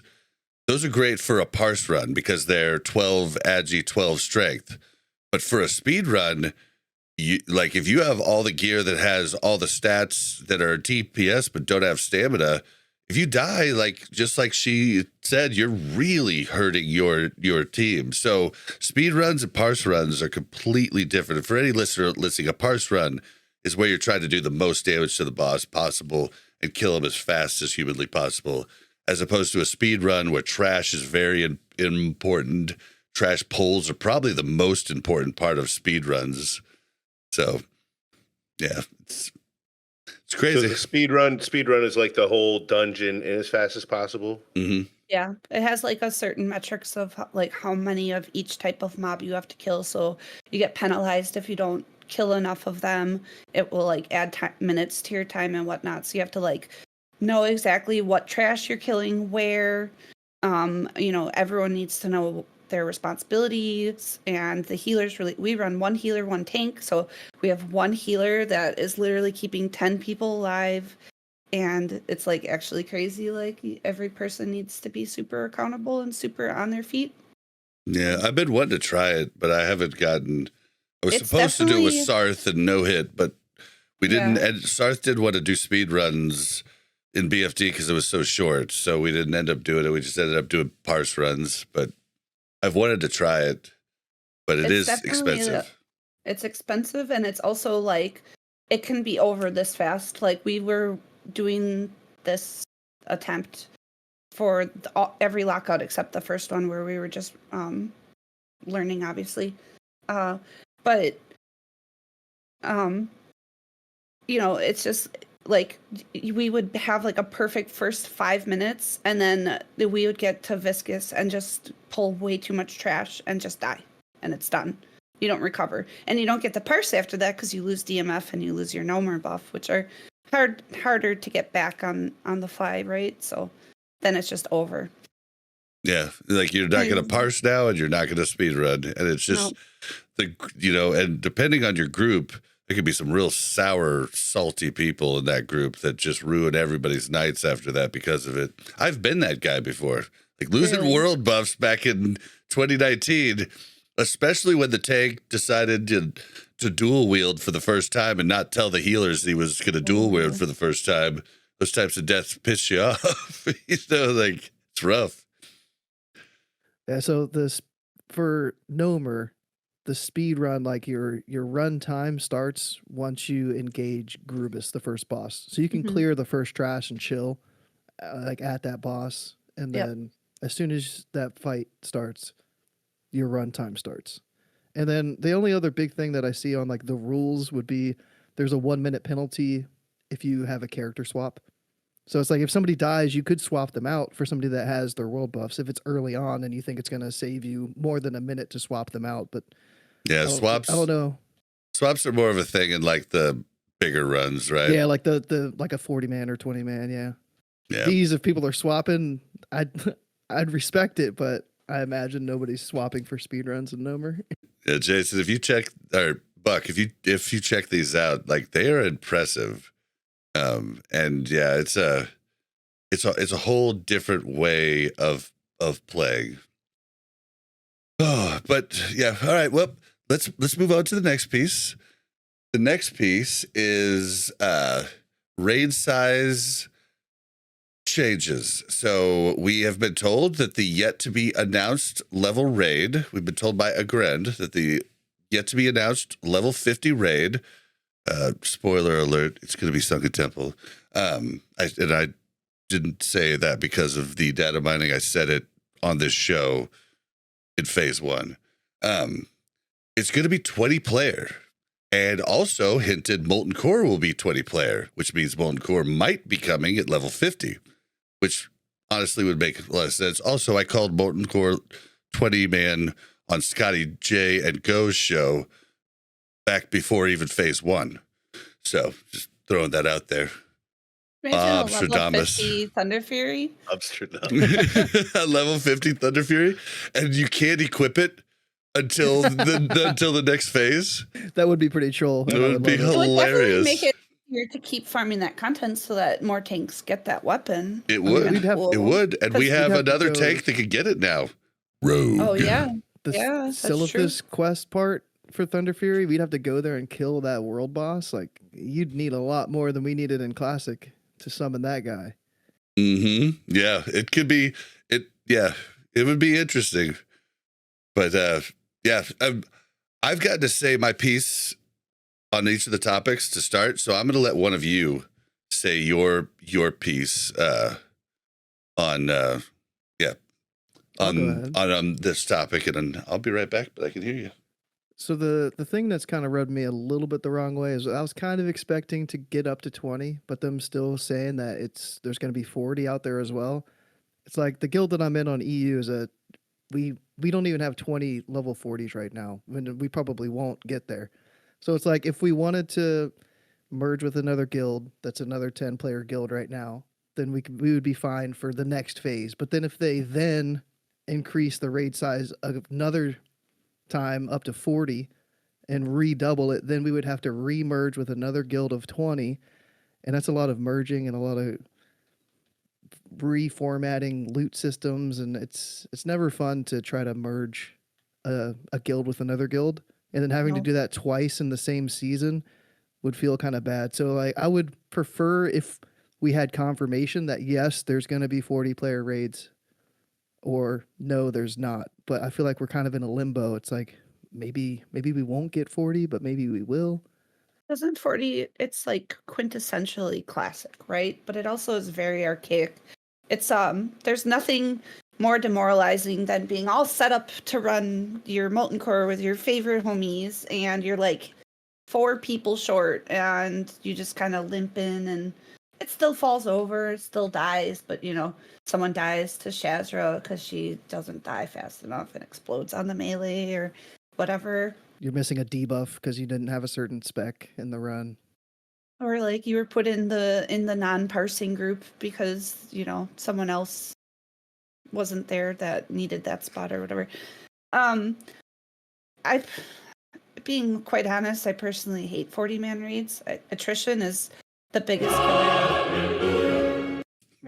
Attrition is the biggest killer of vanilla WoW, in my opinion. And I really think, as we saw in Sam, if that issue is not addressed, the game will probably, most likely, end before we see AQ40 or Nax in terms of active player base, because there was maybe 2 or 3 guilds playing Sam during those raids, and they added new mechanics and they made it harder, and they tried to like do this like mini classic plus, and nobody was interested. So we're still not. Sorry, ahead, I'm sorry. No, I didn't realize you had a follow up. Well, I think we would have seen more of that content if it wasn't 40 man. If it was 20, it would have been a lot more accessible, and we would have seen more guilds trying to do that, the harder Nax, the harder AQ, however that would work out. Yeah, I do wonder on the Season of Mastery. I just remember seeing Salve Dally and many people, the pumpers, the famous pumpers from Classic 2019, instantly saying no. They're not coming because no world buffs. Like instantly saying no. Because like that's one of the things, and I hated world buffs, and I've come back around to being like I love world buffs. It's so weird because love world buffs. Yeah, I've like it's a love-hate, right? Yeah, I mean, and I could change my mind, but it is exciting to have something to lose. Like, well, and it comes from the hardcore mindset for me, where if you die, that's very bad. So having world buffs means, you know, if you keep them the whole time, you played perfect. Yep. Which is the way I like to play. World buffs then. What's the downside? Yeah. I mean, there's so many. If you die on the first boss and you lose your Darkmoon Fairy buff, then you're kind of like, man, like tilted, I'm not going to do as well through this whole raid now. You're so, like, not going to parse. Trying? Yeah, if you're trying to parse, you're not going to parse at that point. If you're trying to speed run, you're not going to get. I mean, dying. A group wipe just means the speed run's completely over. Like 1 or 2 people dying means you've lost a lot of time. But yeah, there's tons of. You know, and you can still finish and get your loot, you know, but for the people that want to compete, it's really important to keep those up, and people get really mad. I think the only thing I've grown from, and now why I can be okay with world buffs, is because I've just grown to be okay with losing them, which was hard because, you know, I used to spend so much time doing it, but I've gotten better at figuring out like how to do those, like, even towards the end of Classic, you know, I had it down to a science. Like But like, yeah, you get so upset because you're so excited about parsing. You're going to see, oh, I think I can get a 99 this week. Or even if you're just trying to hit in the 90s, like you're not a 99 parser type of person, then you lose it. You're like, well, I'm definitely not going to get it now. And the way parsing works, if everybody or if other people lose it too, or don't get it, don't come with it, your chances of parsing go down too. So like if everybody's not getting those, and every single one of those world buffs are worth more than any consume you can buy too, right? Or like, any gear upgrade, yeah. Like it's crazy. And like right now it's not that bad. You lose Darkmoon Fair, it sucks. It's 10% damage. That's pretty big. But we get it every 2 weeks, which was a which giant, is cool. It's a giant improvement of life, right? But like once we get to 60, and then all of a sudden we've got tribute buffs, we've got Songflower, we've got Ani Head, we've got all these additional buffs. Unless they remove them, then it's like you lose 6 world buffs. That feels a lot worse than losing 2 right now. Well, it's not just I'm that Horde too. now. You lose. Oh, you get rend. Nice. I'm Horde now. I get rend. Oh my god, Yeah, I don't have rend to is pay so 150 gold for rend. Oh my god, that's amazing. Okay, sorry, I just realized that. Well, it's not just the world buffs you're losing too. When you die, right? You lose all the consumes you popped and the consumes. And all the time it took to get the world buffs. Yeah, it's like, so it's just really devastating. Yeah, I was telling Buck about that. Like, I was like, when we're doing Prague, we try to tell people not to consume because we know we're probably going to die just because we're trying something new, or we try like when we tried that new strat on the 3rd boss, or the 4th boss, which the guy that has. Yeah, we tried a new strat where only one person moved, right? And like we told everybody, boon your buffs, like don't take any buffs. We're just gonna do a couple dry runs to try this new thing out, right? We've actually done that on the last boss because we've had different tanks at different times this last couple of times, and 2 times we've said, okay, it's a dry run. Nobody take any buffs. Everybody's buffs are booed. No buffs, and we end up killing the boss twice. No. Yeah. So I mean, but yeah, like if you are constantly dying, that's what buffs cost. If you just go through a run and don't lose your buffs, like buffs are pretty cheap at that point, So, okay. Well, my thoughts is hallelujah. 20 man is better. I'm sorry, guys. If you like 40 man, I think it's cool. I like 40 man too. I don't think it has a place here. I don't think it's going to make it. I think it would make it just like Kat said. More and more people would drop off. Like you can't say a word in a 40 man group, like, and if you do, you're kind of being a dick. With the homies, right? Yeah. This was how it was explained to me by my old raid leader when I was doing Nax in Reclassic, whatever, in 2019. If you're streaming for 2 hours with 40 people, that's 2 full work weeks. And if you waste an hour or 30 minutes of people's time doing that, you're literally wasting like an entire 40-hour shift for someone, right? So that's crazy. Like 20 man's always had that kind of like casual, like get business done, but like it's okay if we kind of bullshit. Like you're here raiding with the homies, like you might be a little bit more tight knit. Whereas in 40 man's, I make this example up, but I don't know who Manadrick is. Who is this mage? Like I've been raiding with him since Molten Core. It's next now, and I've never ran a dungeon with this person. So yep. I don't know. Yeah, I'm worried about 20 mans, to be honest with you, because Fair. Because that's, you say running with the homies. That's literally what I do. And so when I'm with somebody else, I get kind of anxious. I don't want to screw up. I don't want to screw them up. Get their world buffs lost. So going to a 20 man is just going to be more pressure for me, which I'm fine with, and I'm always willing to learn. But you are a student. 40 man, I can't imagine. Yeah. It definitely is a lot more anxiety for a 40 man versus a 20 man to perform well, like especially as a newer person. Because I started Classic with no raiding experience. Like I did, well, not none, but I never raided vanilla. I started raiding in TBC, so I didn't know anything. I just kind of went in first. And yeah, 40 minutes, a lot of pressure. I wiped my guild on DMF week in BWL one time. That was the worst feeling ever. Oh God, yeah. To be fair though, there's like this pack of dragons that you're supposed to hibernate as a druid. So I went up to hibernate and it charged me into the other pack. It was like really unlucky, but it was such an awful feeling. Oh, I can't. Going back can't. to like the sadness of losing world buffs, right? Everyone's like, "Oh, we just started." I'm pretty sure I've done that, but I'm pretty sure my mind has blocked it off and I can't remember it. Like I'm pretty sure I've done that. But I think my mind is protecting me. You know, when you go through a traumatic experience and your mind protects you, like I think that's what's going on. So I know I've done that, but I can't think of it right now. But if the 20-player raids had the same exact loot as 40-player raids, I'd be fine with having 40. You know, like yeah, let them have 40 too. 20 version, but not have an eye level penalty for only having 20 in the raid. I doubt that we will see that in Classic. I mean, and the way that Classic is just itemized too, which I know they're going to like change, but like, you know, warriors always want onslaught girdle from molten core even into Nax and stuff like that, right? Like it's just such a good item and it's itemized really well that people go back to that old content anyway, or that smaller content or whatever. So I just don't see them changing the eye levels unless it's between the tiers. I heard something somewhere about if they did 40 bans, they would try to make sure that 20 bans have comparable loot. I think we talked about it on the podcast on Cubicle Chat.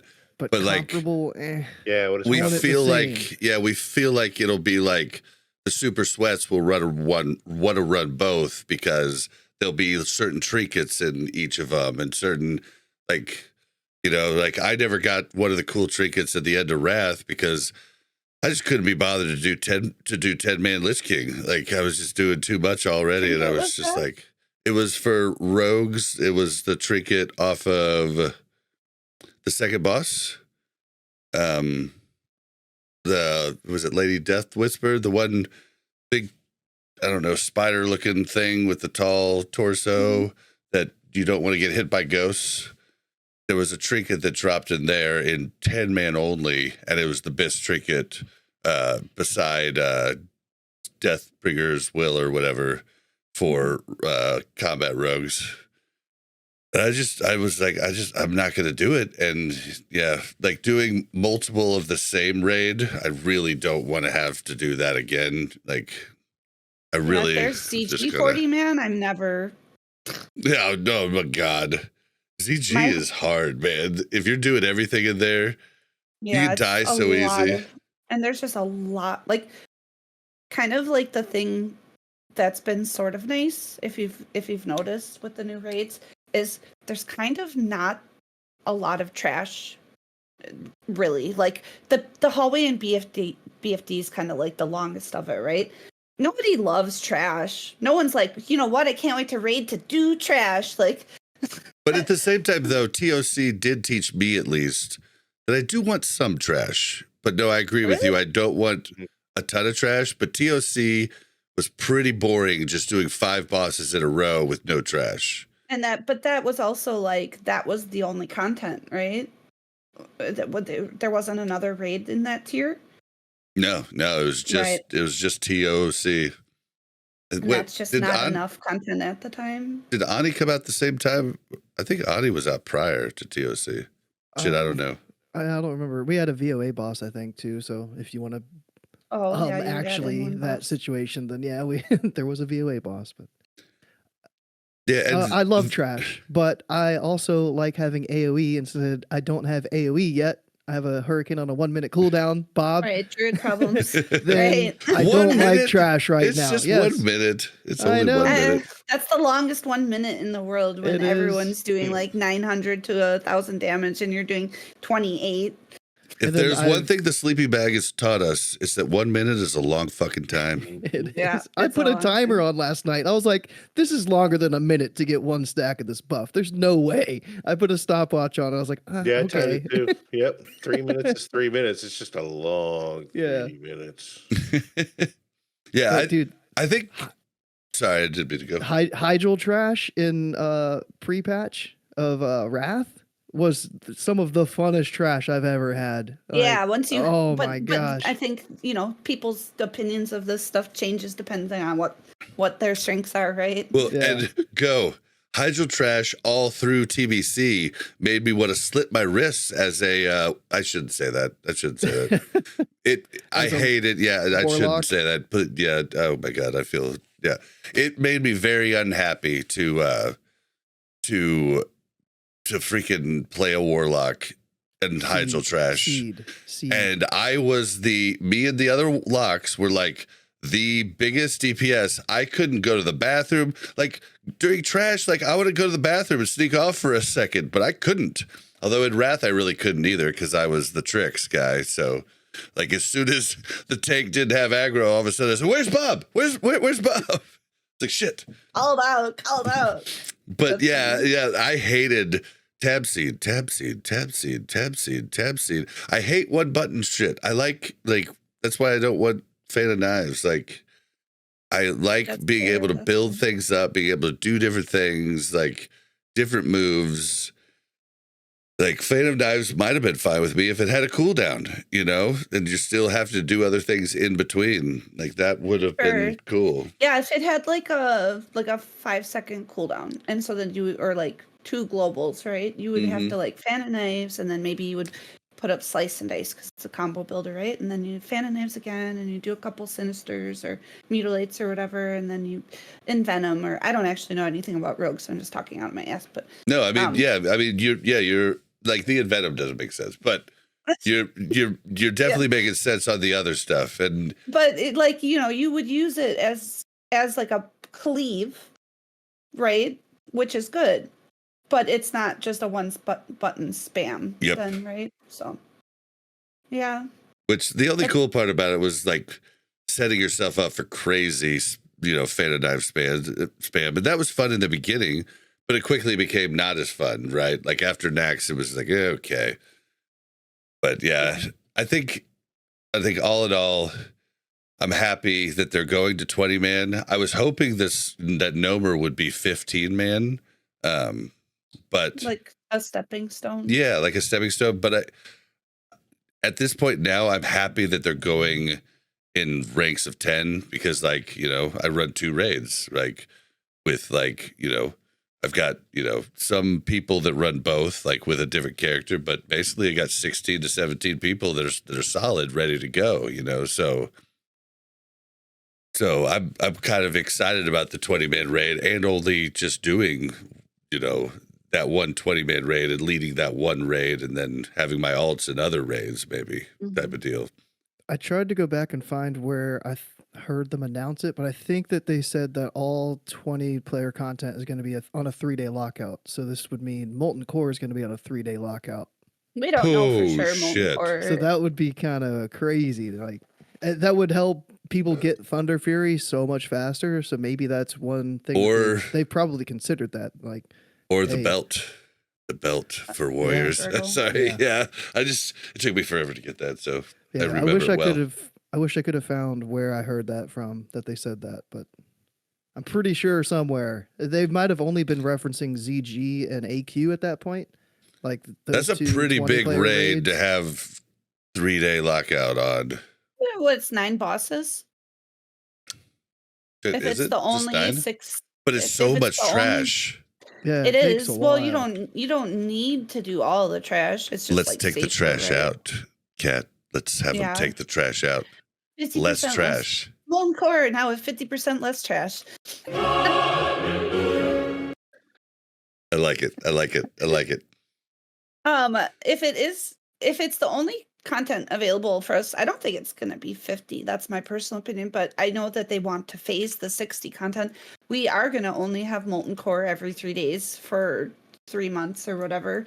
At least people will be on in the world farming, playing the game, doing their alts, doing Molten Cores, right? Versus like, log on Tuesday night, clear Molten Core. See you next week, boys. That is true. Like the see you next week thing. I guess like I'm lucky this time around. Like Varg was always a bunch of raid loggers.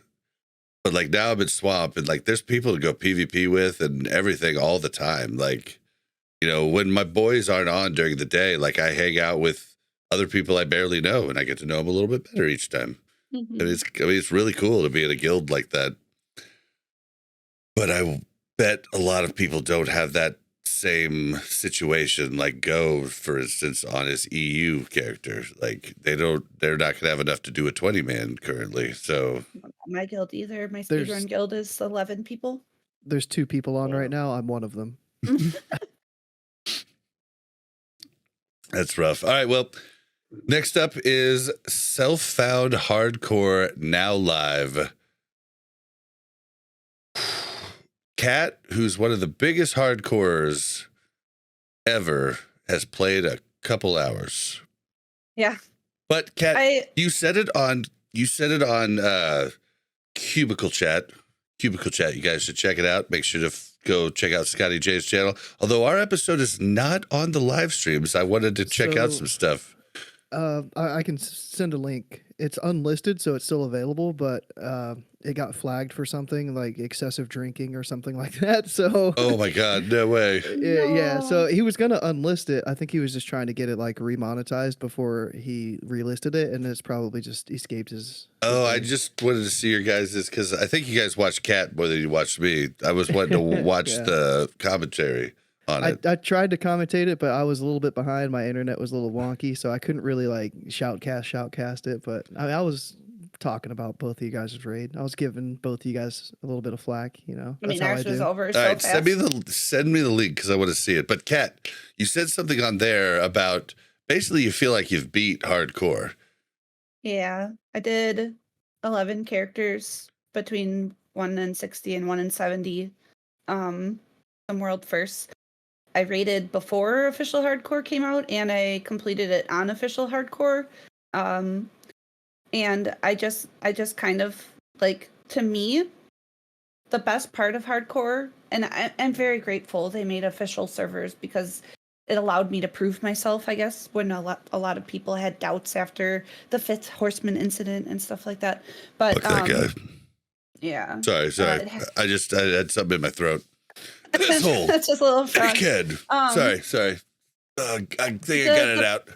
The best part of hardcore was the kind of tight knit community of people who showed up to everyone's streams religiously. Whether you were a one viewer Andy or Graze for Days, you know, with thousands, or Stay Safe or Cargos or whomever, right? Like people would pop in and say, "How's your tune doing? That's awesome. I'm 8," and it was like very like intimate. And then obviously when it became official, everyone tried it, and we lost a little bit of that intimacy. But now we have the self-found mode, which is like in like the Scouts honor sort of way, a really cool way to play it. And I'm not interested in like calling anyone out, but we saw the first day it came out someone being mob tag boosted and self-found, and it's really against the spirit of Completely against it. self-found hardcore.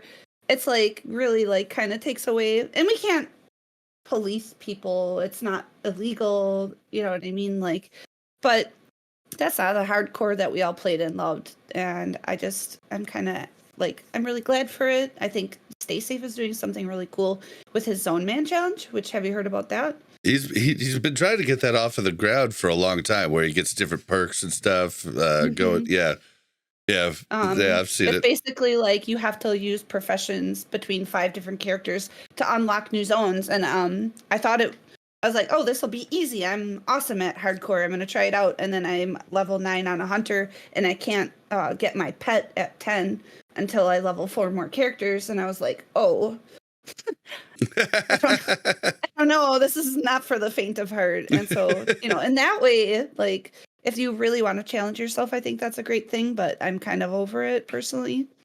It's sad to say that it is what it is. Yeah, and I think I said it on Cubicle Chat that I just, you know, what you did in the different raiders is so much above and beyond what I ever did. Like, I got 2 tunes, one completely solo self-found, one duo self-found. And then I still have on the official servers a 55 warrior, but he was at a 38 lock, but he was 55 when SOD came out, and I have not gone back. Like, I'm gonna have to redo. Plus, that was when I got hacked too, so Yeah. I'd have to redo all my add-ons and everything, and make sure everything's copacetic. But eventually, I'll go back to that. But I really think the solo self-found mode, you just shouldn't be able to group. Period. Like, but either way, if you're not grouping, you can still get the mob tag thing. Like, Yeah. it's I mean, it's supposed to be like an integrity mode IMO, like, Yeah. right? Like, but it completely like can be de-integrified, I guess. It's a little sad. I thought that these were going to be brand new, fresh servers. That's where my No, there's confusion no way they was. would do fresh because people are so addicted to fresh that even if they didn't want to play hardcore, they would be playing fresh. There's just like these mentally ill classic Andes who will only play That's a real fresh take. no matter. It's a real take because fresh when. Like I hear it all the time, and But if they you would pay play an that. extra $5, you get to have a non-impacted server that's flooded with these people that are just what did Bob call them? Someone's level they're on 10. It's all vacation or over. something. Fresh when. Yeah, Yep. but Yeah. that seemed really weird to me that they weren't fresh servers. I mean, it would have made sense. Would have made sense to have them all on one, and then literally, seriously, Different no, layer or yeah, something. no groups. Like the one dungeon, a tune, was one of the best things that Cargos and company came up with. Yeah. It really was, like, being able to do them once a day. Like, you could take your time with that and just do that. Like, I mean, it's just, and with all the reset spots in dungeons, like, it's not even, in the beginning it was scary, but people like Table Slam and other creators have showed you where all the reset spots are, and all of a sudden didn't it's know not that. as scary. Yeah, it's not we even close to didn't as have no scary. idea about those things, or like bug out spots, and the difficulty when you saw somebody with like that really cool weapon, right? Then they only had one chance to do this dungeon, and it dropped, and they won it. Like I had a Shadow Fang. Barb.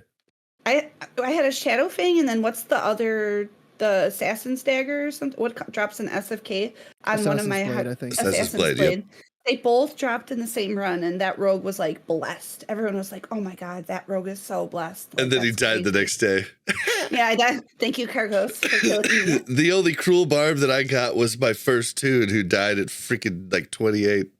Oh my To god. the guys in South Shore Alliance, like, I was killing Murlocs, tried to take the little shortcut into town, like right before you get to the edge of the beach of the Murlocs, and those stupid assassins got me.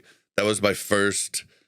Well, my first death at hardcore was level 8 Warlock on a princess, but that was my second death where I was actually taking it seriously, and I was just like flabbergasted. I was like, I've never seen those guys before. They're the assassins that you might Yeah. never know about if you level up normally. Like, but yeah. Yeah, you can absolutely miss them. That's why you never AFK in South Shore. Yup.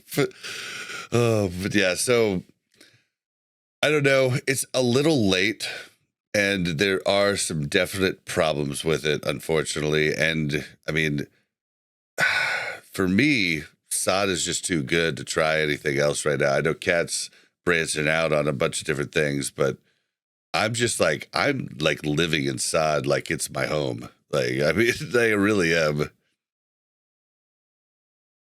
But I don't plan on playing hardcore self-found mode myself.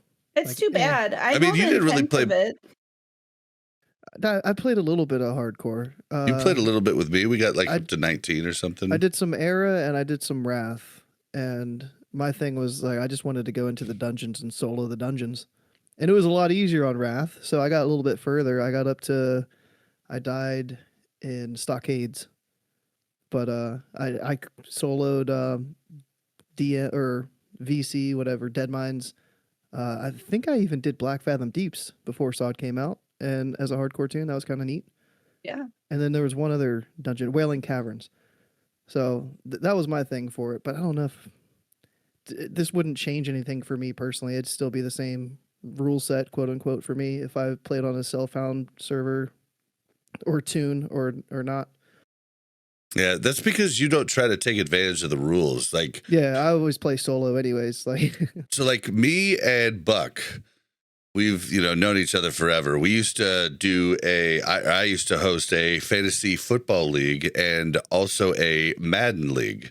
And these leagues had, a ton of people from around. And even before you could play Madden on the internet, I used to have a separate Xbox and TV set up in the dining room of that, like, 3-bedroom bachelor pad where I had, 4 roommates or whatever, one living in the basement.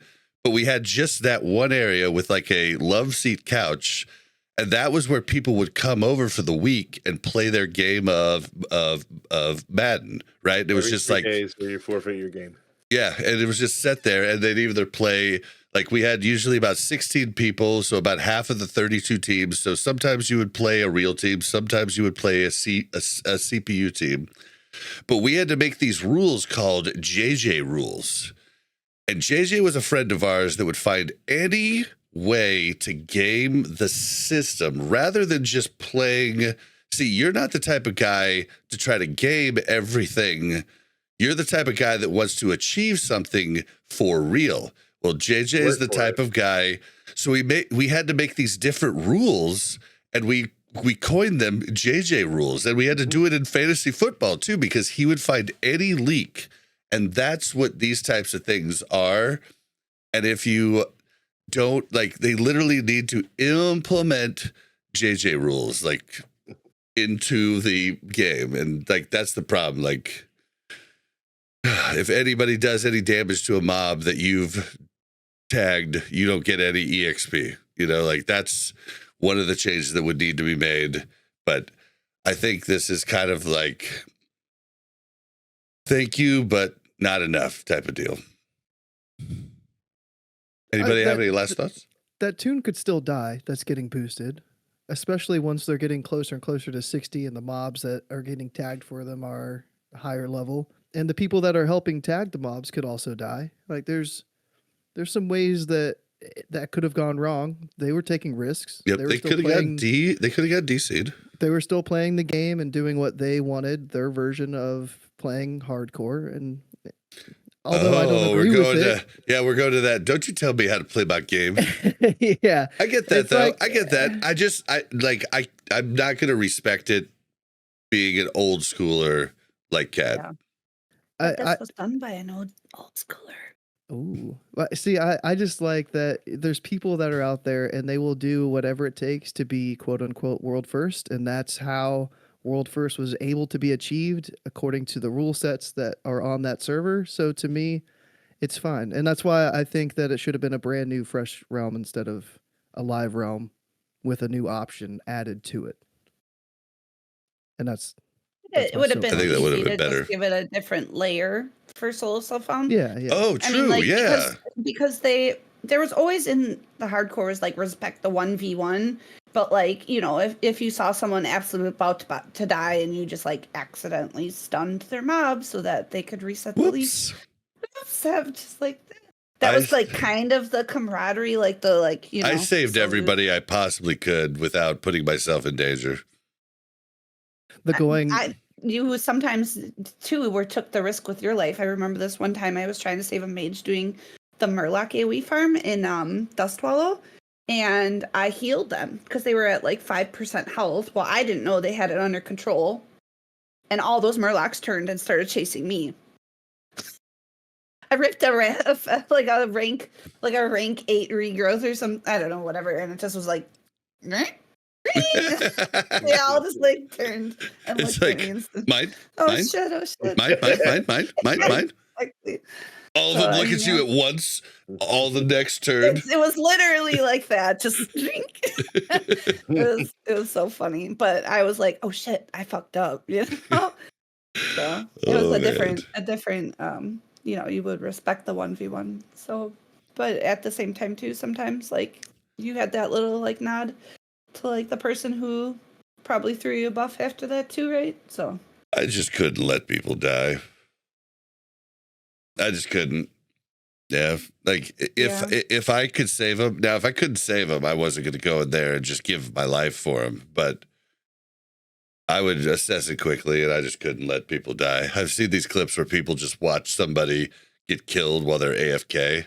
Right. Yeah. Yeah, and I remember when they came out, I did the what was it called, the Legend of Staven quest. Oh yeah. And That's hard. if I was a dick, when I went to kill the banshee that was in the upper floor of the logging town in Goldshire, or not Goldshire, but the zone Goldshire's in, Elwyn. Elwyn. Yeah, at the very east there is one of the places you go get one of the banshees for the Legends of Stalvin. And I could have just, like, what you normally do on that quest is you just go ahead and do it, and then you run out, and the banshee just is there, and you can just take off, right? Well, I was in there, and this guy was AFK in there, and if I would have just done that, he would have just died. So instead, I went ahead and killed it. Because I could, like, it was just a little bit dangerous at the level I was at. I killed it, but then I sent him a tell, like, bro, this is one of the places you should always just log out. Don't AFK. Like, this seems like a safe place, but I just summoned a banshee there with a quest, and you could have died if I just would have left.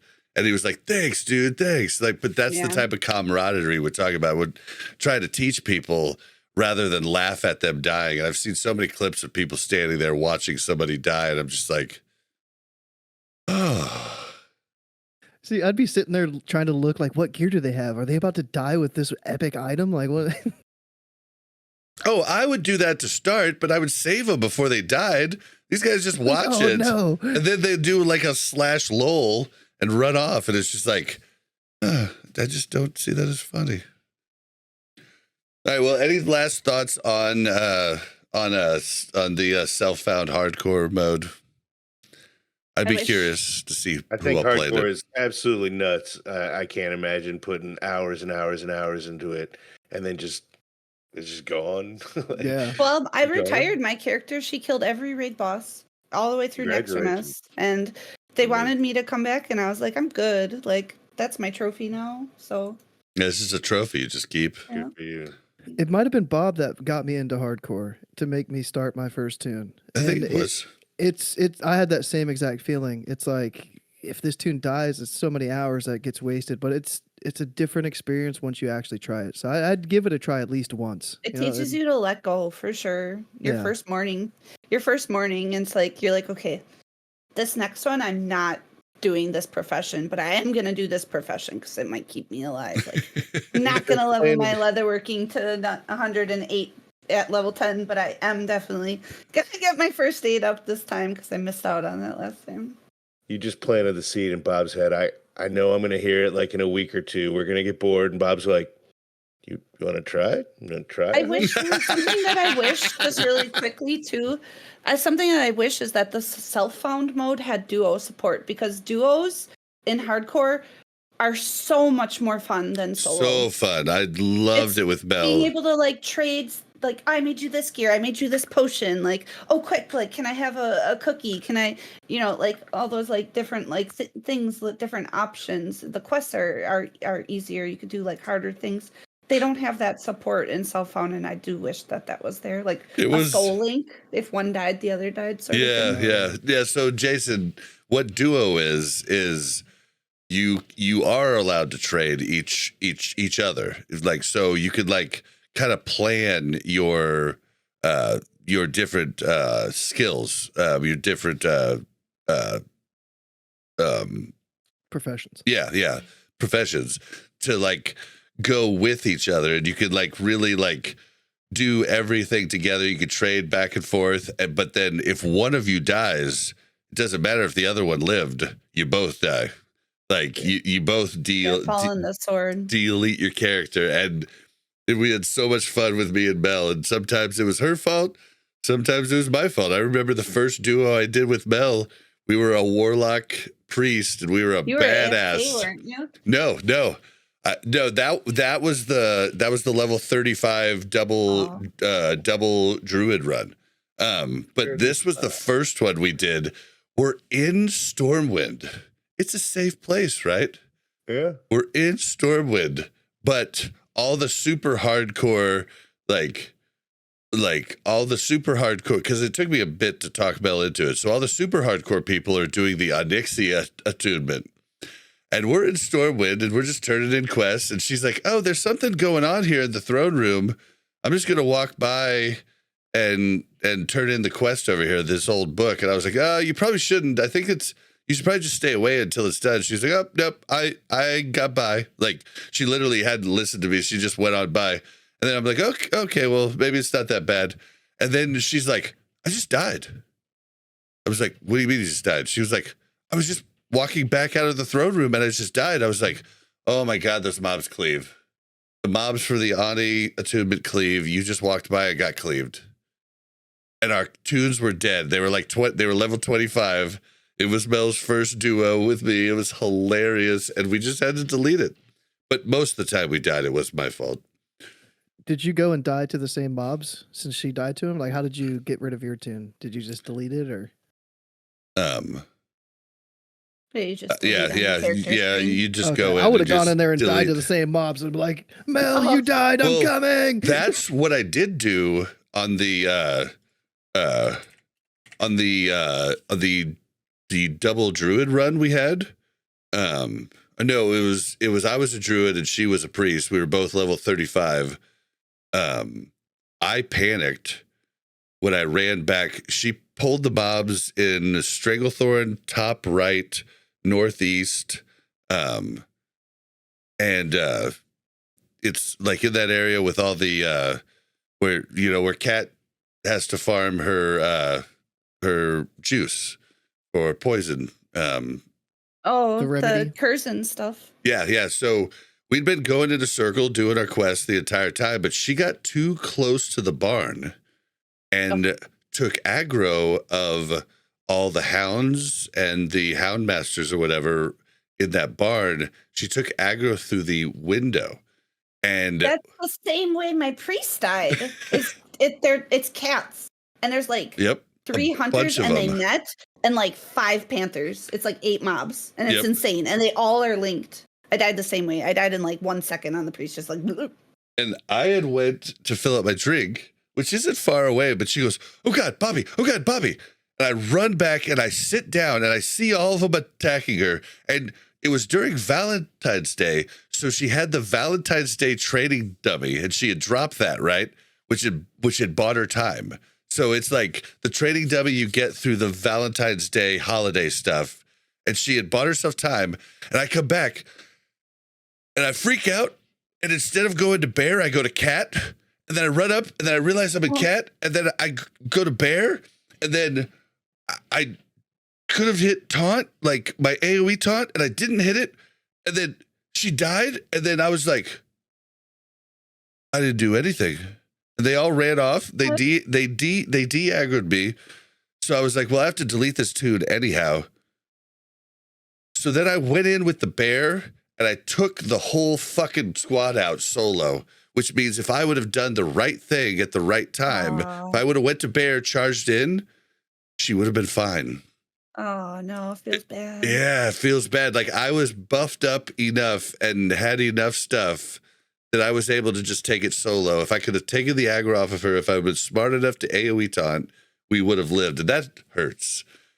But yeah, so yeah, I mean, there's a lot of fun times that you'll never forget in hardcore, but I just don't know if the official ones are. Yeah, it's a bummer. I don't know. But here, one last thing here on the news.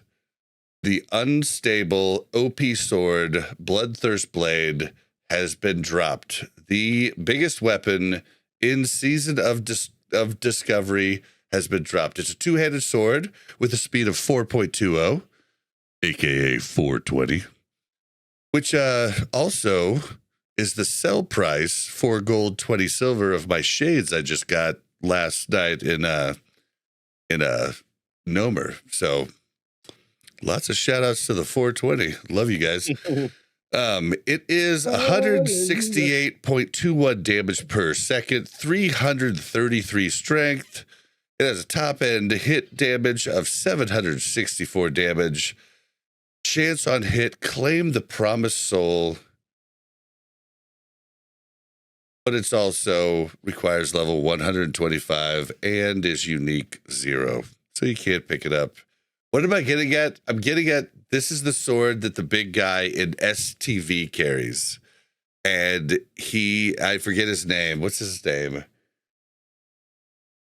Whatever his name is, he has been killed by players. Oh, it's Kadamu. So he's been killed by players. A lot of the players were from our guild swamp. There was a lot of streamers too that brought their cronies, their followers, and they got it down. Turns out it has a rage phase where it gets even more hit points.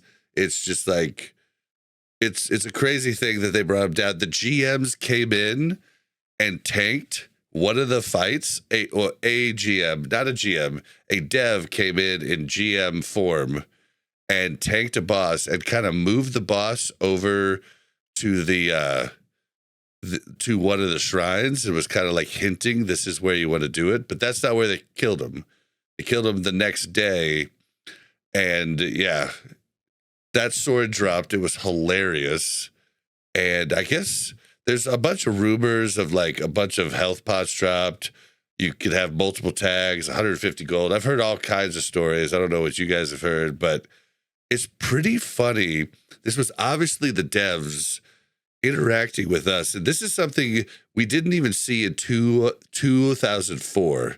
Like, this is something that used to happen a lot in Ultima online with Lord British would come and just interact with everyone in the game, and it's just something you don't see. And this is what the WoW Classic devs are doing with us. And I don't know about you guys, but I think it's pretty fucking cool. I don't know what you think, but I'm gonna let you tell.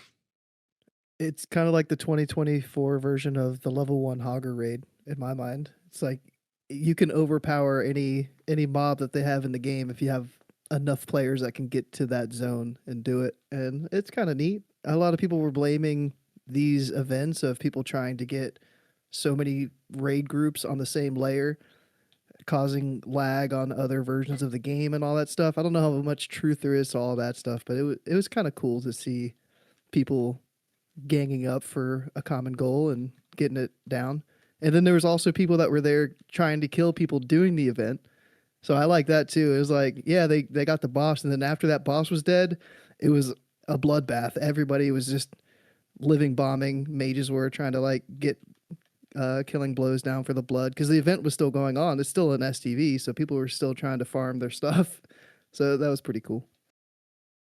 Yeah, it was just, it's neat to see everybody come together for something like that, and you could have had people that really like sabotaged it, because everybody's red. So like the poor melee that were doing it were just dying constantly, because like all the different AoE going down on the boss and everything else. But they also only had a 30-minute timer every time to kill it. So that was one of the interesting parts that's, is kind of like, oh, yeah, okay. I didn't think about that, but they were starting to form the raid groups like at least an hour before the event started. So they're trying to fill as many raid groups as possible in like an hour and a half. I know at one point, the first day, Zaryu had like 9 full raid groups of 40 players. Like, that's insane.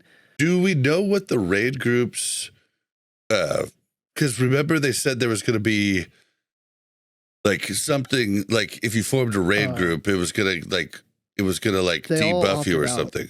Yeah, everybody opted out of the STV event, so they had that debuff. Oh, smart. Yeah, and then they went to Gurabashi Arena, I think, is where they ended up killing the boss. Do you think? I don't think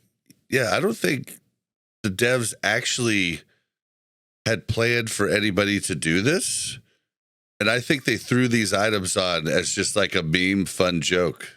I definitely don't think they anticipated. I mean, like, he's literally like a skull with 1 million health before you start hitting him, right? Like, yeah, the size of the group that at max is 5, like no one expected to, but they were like, yo, I'm glad it didn't drop the tiger.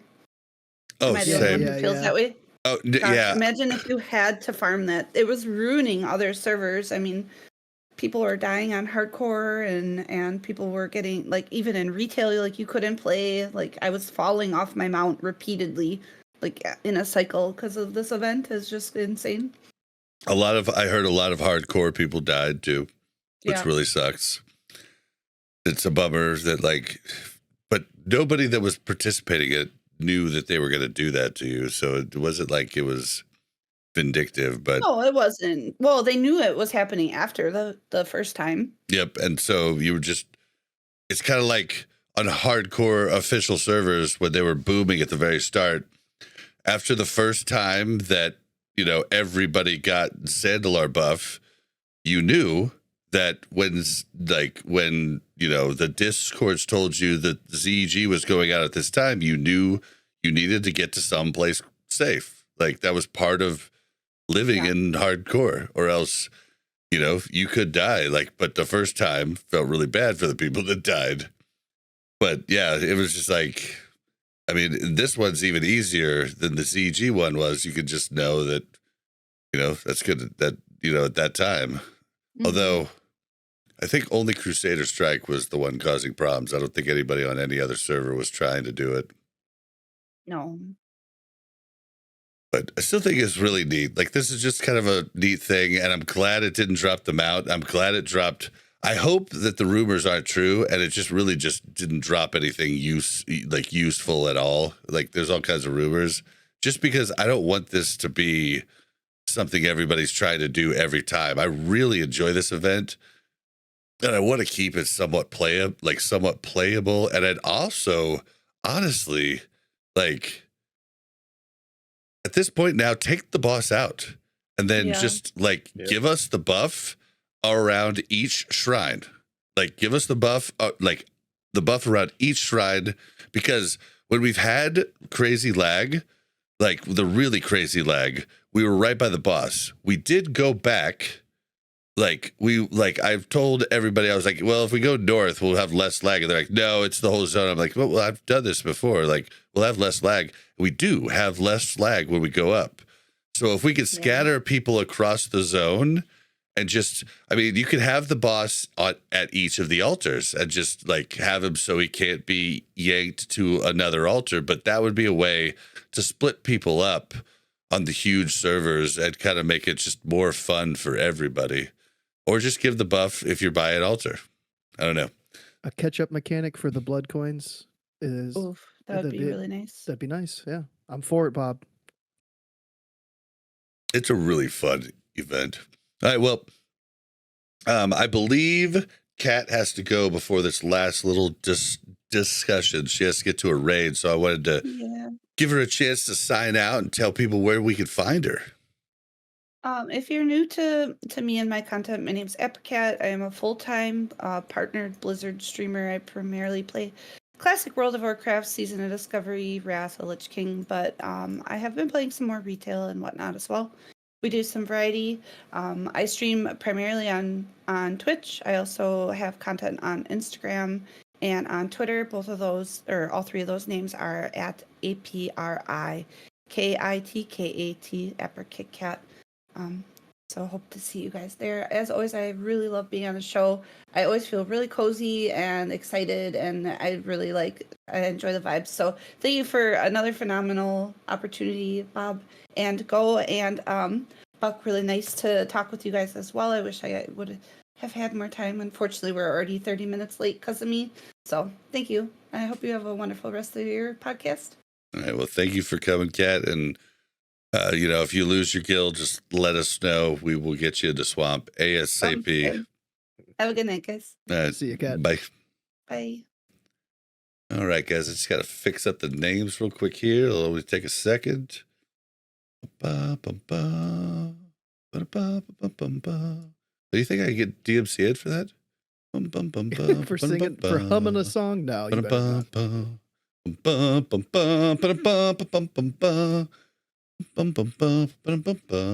If anybody was ever wondering what it's like to hang out with Bob on an hourly, daily basis, this is it. I mean, this is what you get.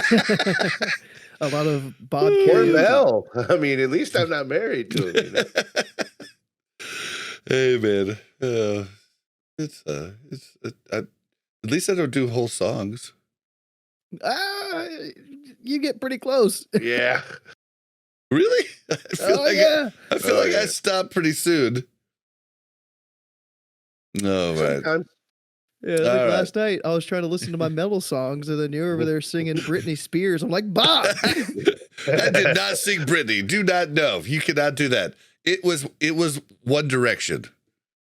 Sorry. Oh, yeah. What were you thinking, man? Woo! All right, You should have said it was Brittany, man. let's move into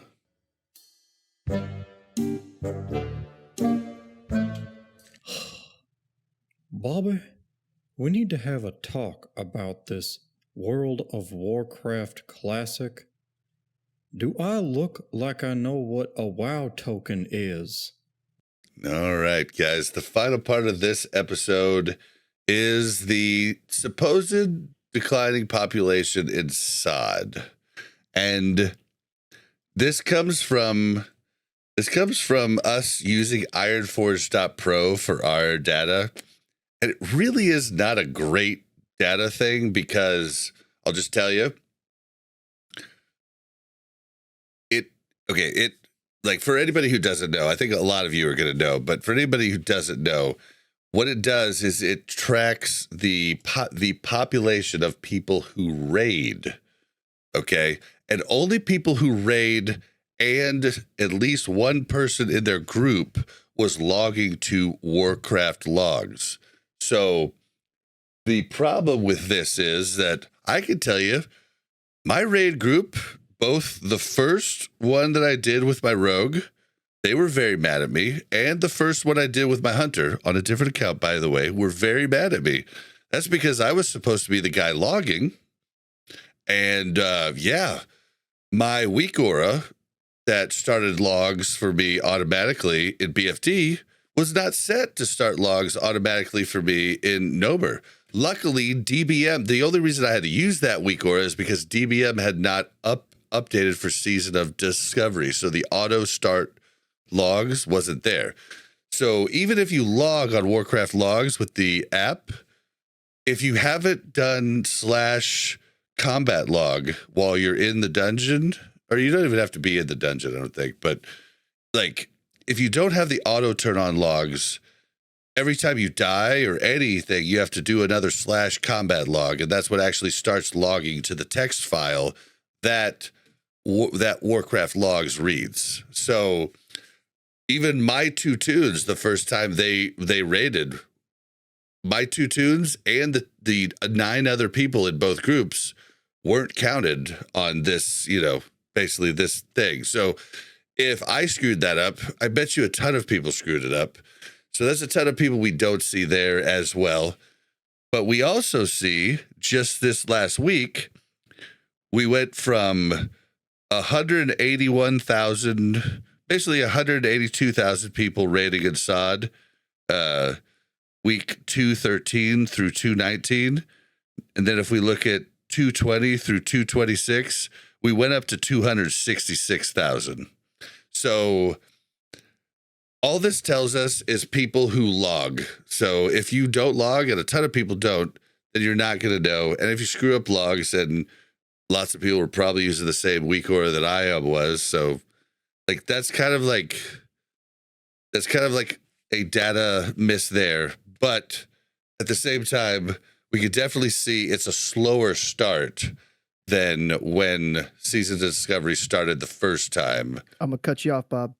Right there. Let me interject here. I never cut you off. Allow me this one time, please, sir. You go right ahead, sir. Okay. You go right ahead. So looking at this, the first week of logs for Sod was from December 26th through January 1st. So Sod had already been out for like a month. So 1 month of phase 1 is not even on this graph that you can go and look at. Oh, And good call. We're not even a month through the data of phase 2 yet. So to me, it makes sense that these numbers are lower, and I think that they're going to continue to climb up in at least match what we saw in phase 1.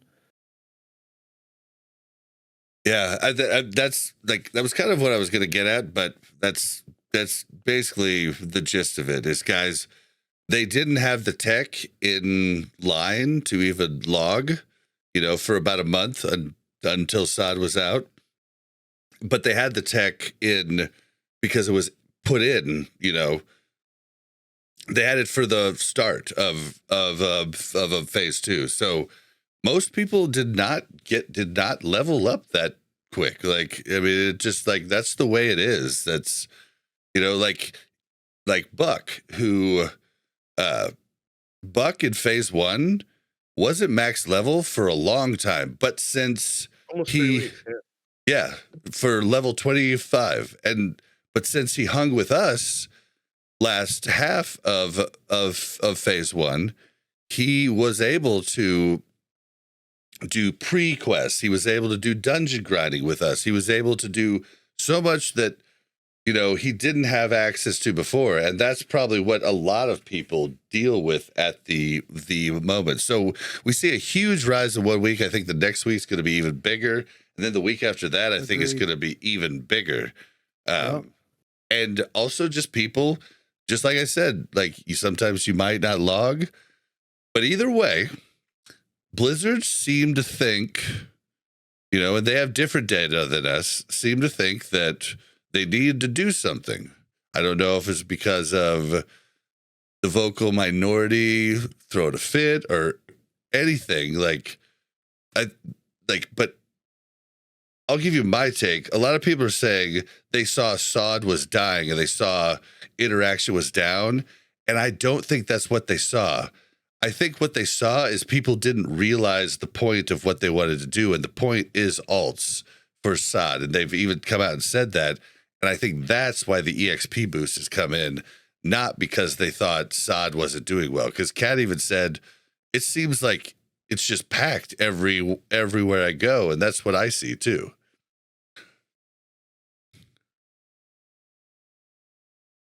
I don't know with this data, though. Wording wise, I've never dove into it, but it says characters rating at least once. So for these statistics in phase 2, does this mean, is this going to include people that are only rating BFD in the numbers? So maybe it is a little bit like deflated, or is this only Nomer? It's only Nomer. I asked this question a long time ago. When we switched to a new phase, they no longer log they log it, but they no longer log it in population.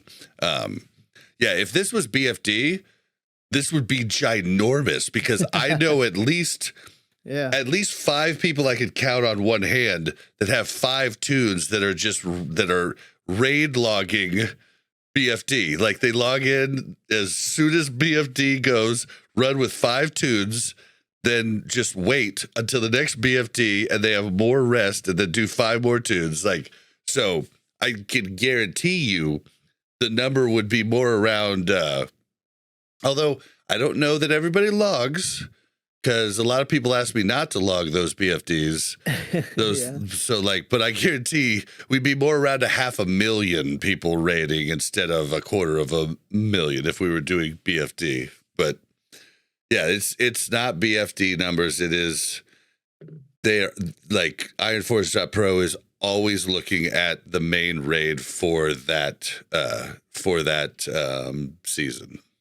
So yeah, but I don't know.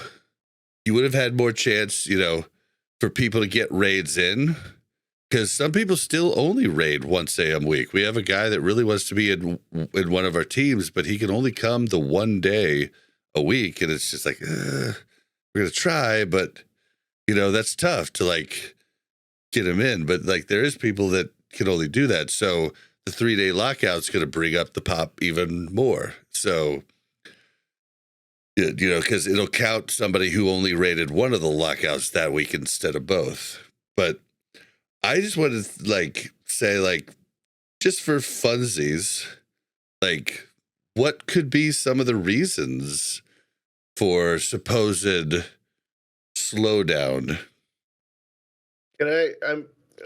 I'm just kind of curious why this is such an important topic, because I mean, unless they're planning on closing, like closing the servers because they're just not doing enough business, I really don't care, because I have my raid group that I go with, and besides my brother, who hasn't been playing a whole lot here recently, everybody's pretty much there. So my experience is still what I want it to be and what I need it to be. So I'm just kind of curious why it's such a hot topic. Oh, because people are always worried about. Yes, that's a great question. I'll give you my take, and then maybe Go can give you his. People are always worried about the game dying. Like literally, you'll see YouTube videos, is Season of Discovery dying? Oh my, like people are worried about that, even though, like, even if it dropped to 50,000 people rating, it would still be a pretty good, like, amount of people, like, depending on how many servers they were across. But doom and gloomers get on that, and people love to say different things. Like, for instance, one of the things that I put in here, and I'm not saying it's true, but some people are saying, yeah, Season of Discovery is of course dying now because they banned GDKPs, and like, but the truth of the matter is, yes, some people did quit because GDKPs changed. Yes, some did. Some quit before GDKPs were banned because of GDKPs. People do all kinds of shit for different reasons, but there's no big thing that's making everybody quit. And that's what I wanted to kind of get down to. But I don't know, Go, what's your take on why people care about this? Well, on the other hand, real quick, you got people that may have quit because of GDKPs. People could have also joined because GDKPs got banned. So it's like, what's the difference there? You could dig into that if you really wanted to, but looking at like the server pops of Wrath servers, the highest pop server is 15.5K, and then you go to SOD servers and it's like 40K, 35K, 28, 26, 20. Like SOD servers are like twice as big as Wrath servers. And there's a couple once you scroll down to the bottom that have 4, 3K, 1K, but to me, it's in a very healthy state right now. And if people are saying that it's dead, I don't see it being dead at all. It doesn't feel dead. It does not feel dead at all. There might be some dead layers. I know they've been working a lot, especially this phase with STV, with layering and all that stuff. But that's a whole different conversation, I think. So, yeah, I don't know why anybody would even have the gall to say that SOD is dead at all. Like, show me some statistics. And I mean, a lot of people. So there is a lot of people that just put a link in our little group chat, but there's a lot of people that don't really like PvP. One of our best friends, Scotty J, can't be bothered for PvP. You know what I mean? Like, even though he really is pushing for resilience gear, stop it, Scotty. You don't PvP. You don't understand. It sucks. I will debate you that the next time you're on the show, brother. Love you. But yeah, no, like, if we look at the link that I just sent you, this is the PvP servers in SOD.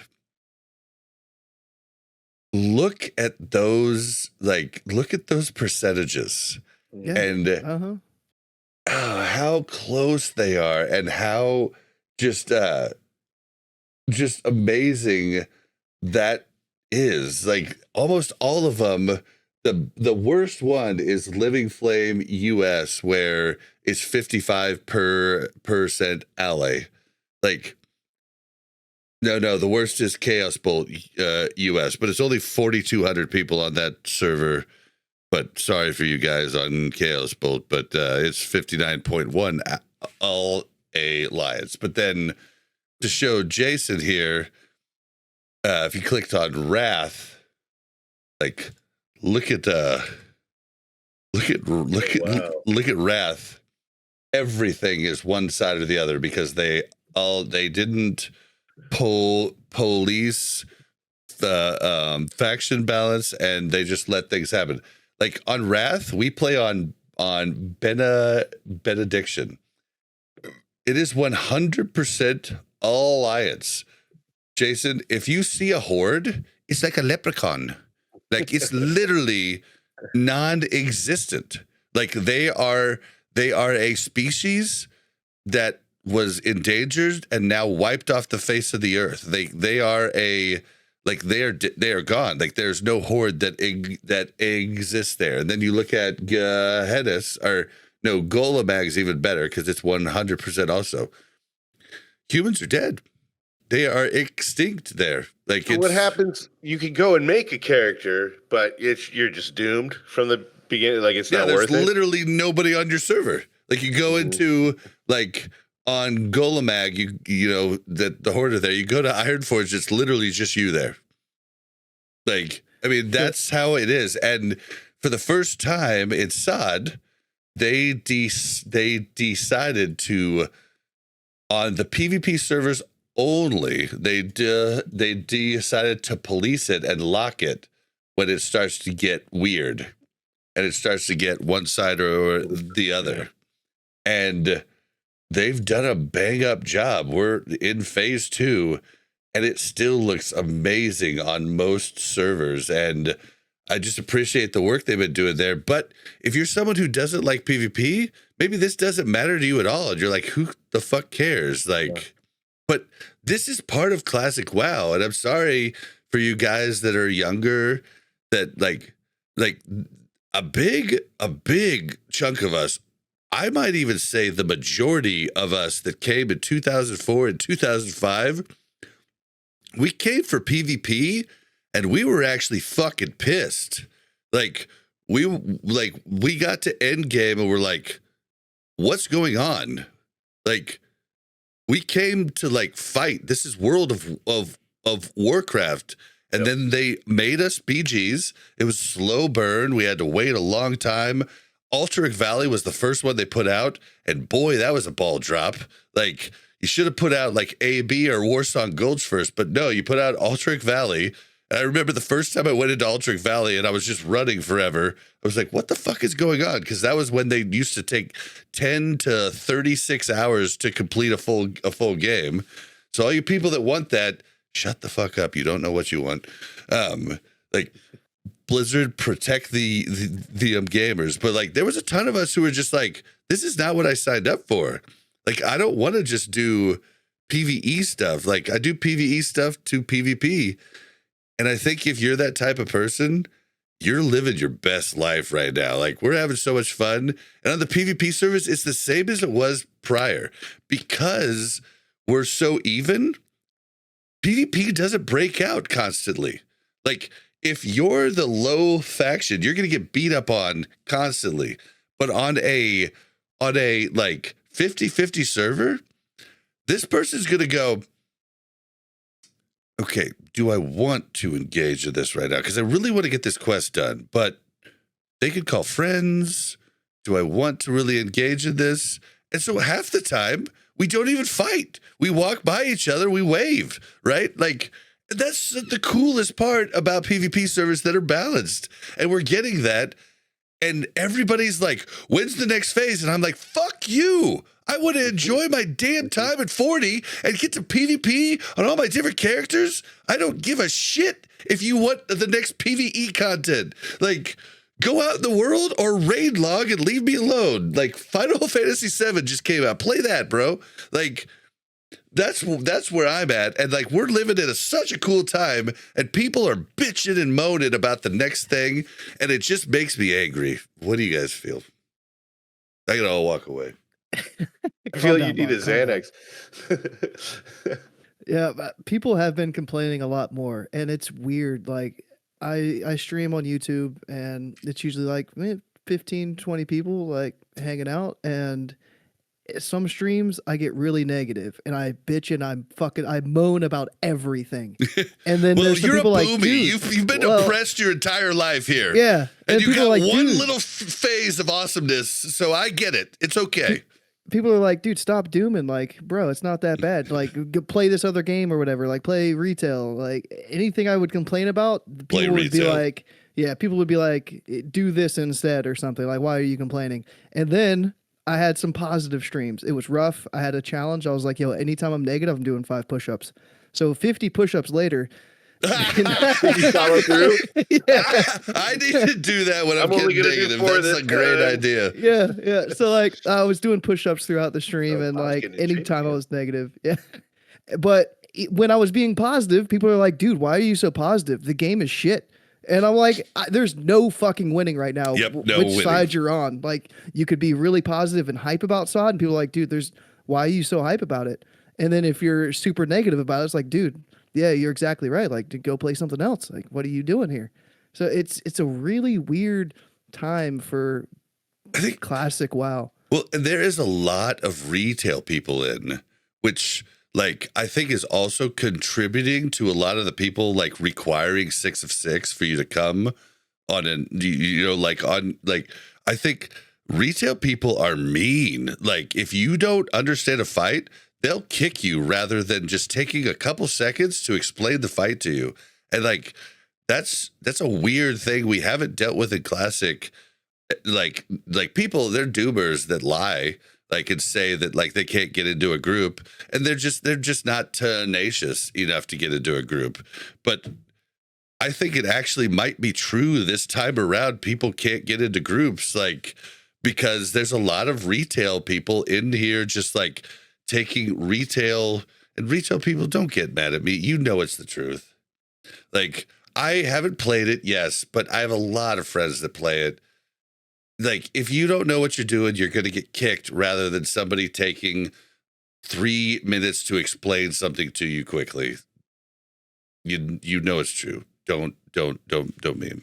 But yeah, it like I don't know where I was going with that. Damn it. I don't know. But like we're having a good time. Like I'm excited to end this podcast because I want to go do my quest with Buck over here, and then I want to see if I could rally the troops to maybe do some AB. It's maybe Saturday night. Yeah, it's like 8, buddy. Like maybe Go gets on and we could go do more dungeons, get him closer to getting to 40, so we could do like.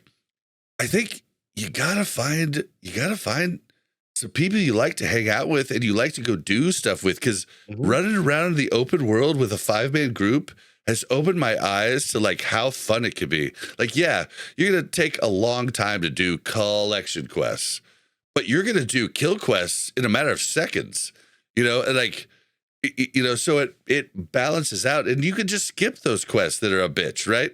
And you could just dumpster on the other side, like, unless they get a group big enough to kick your ass. Like, it's really fucking cool. Like, and you guys are just wasting it. And you're just asking for the next thing when we're never going to have this level 40 meta again. Enjoy it. And if you don't enjoy that type of thing, it's okay. Just come back when the next content comes out. If you want to just PvE, that's okay. But don't try and ruin it for the people that are just having the time of their life. That's how I feel about it. The changes in SOD, I'm not used to, and it took a long time for me to get around to thinking like, okay, this is a seasonal server. They're trying things. They're rebalancing things. They're nerfing things. They're adding new stuff midway through phases now.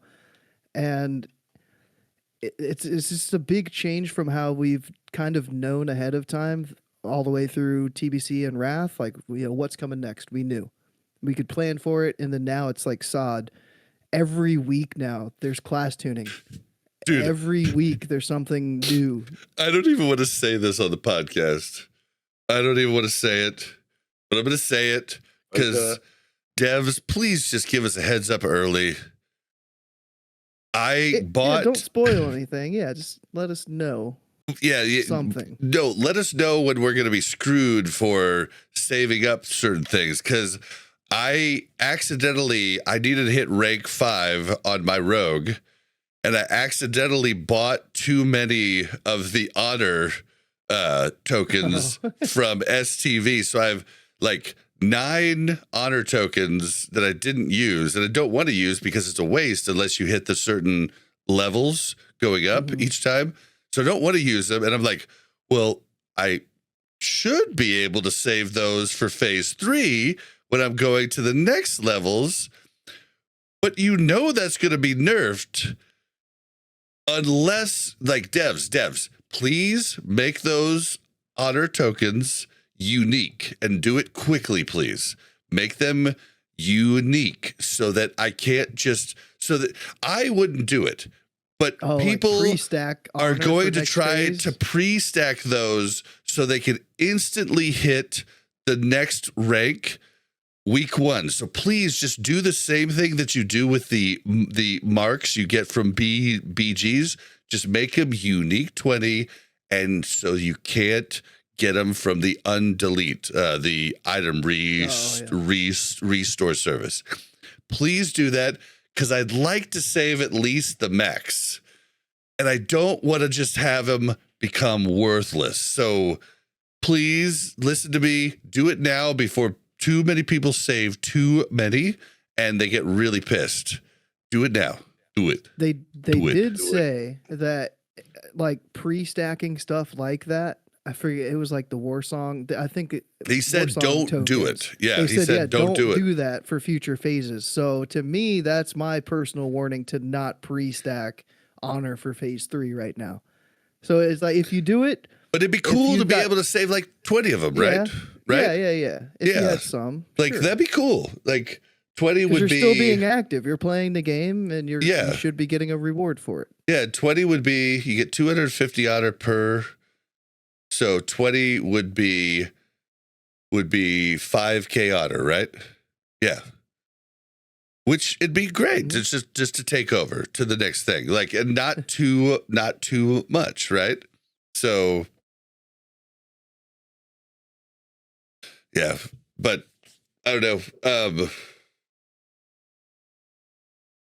Do you guys think the GDKPs was actually, like, how many people do you think we lost from SOD from that? I think there was a lot of talk. I think a lot of people were huffing and puffing and saying, I'm going to quit. This sucks. And then they quietly played their characters and joined other guilds just to save face. But I mean, you play a game to have fun. If you're having fun, you're going to find and you know they're finding ways around to do their fun little schemes anyway. So, I mean, it's a roadblock.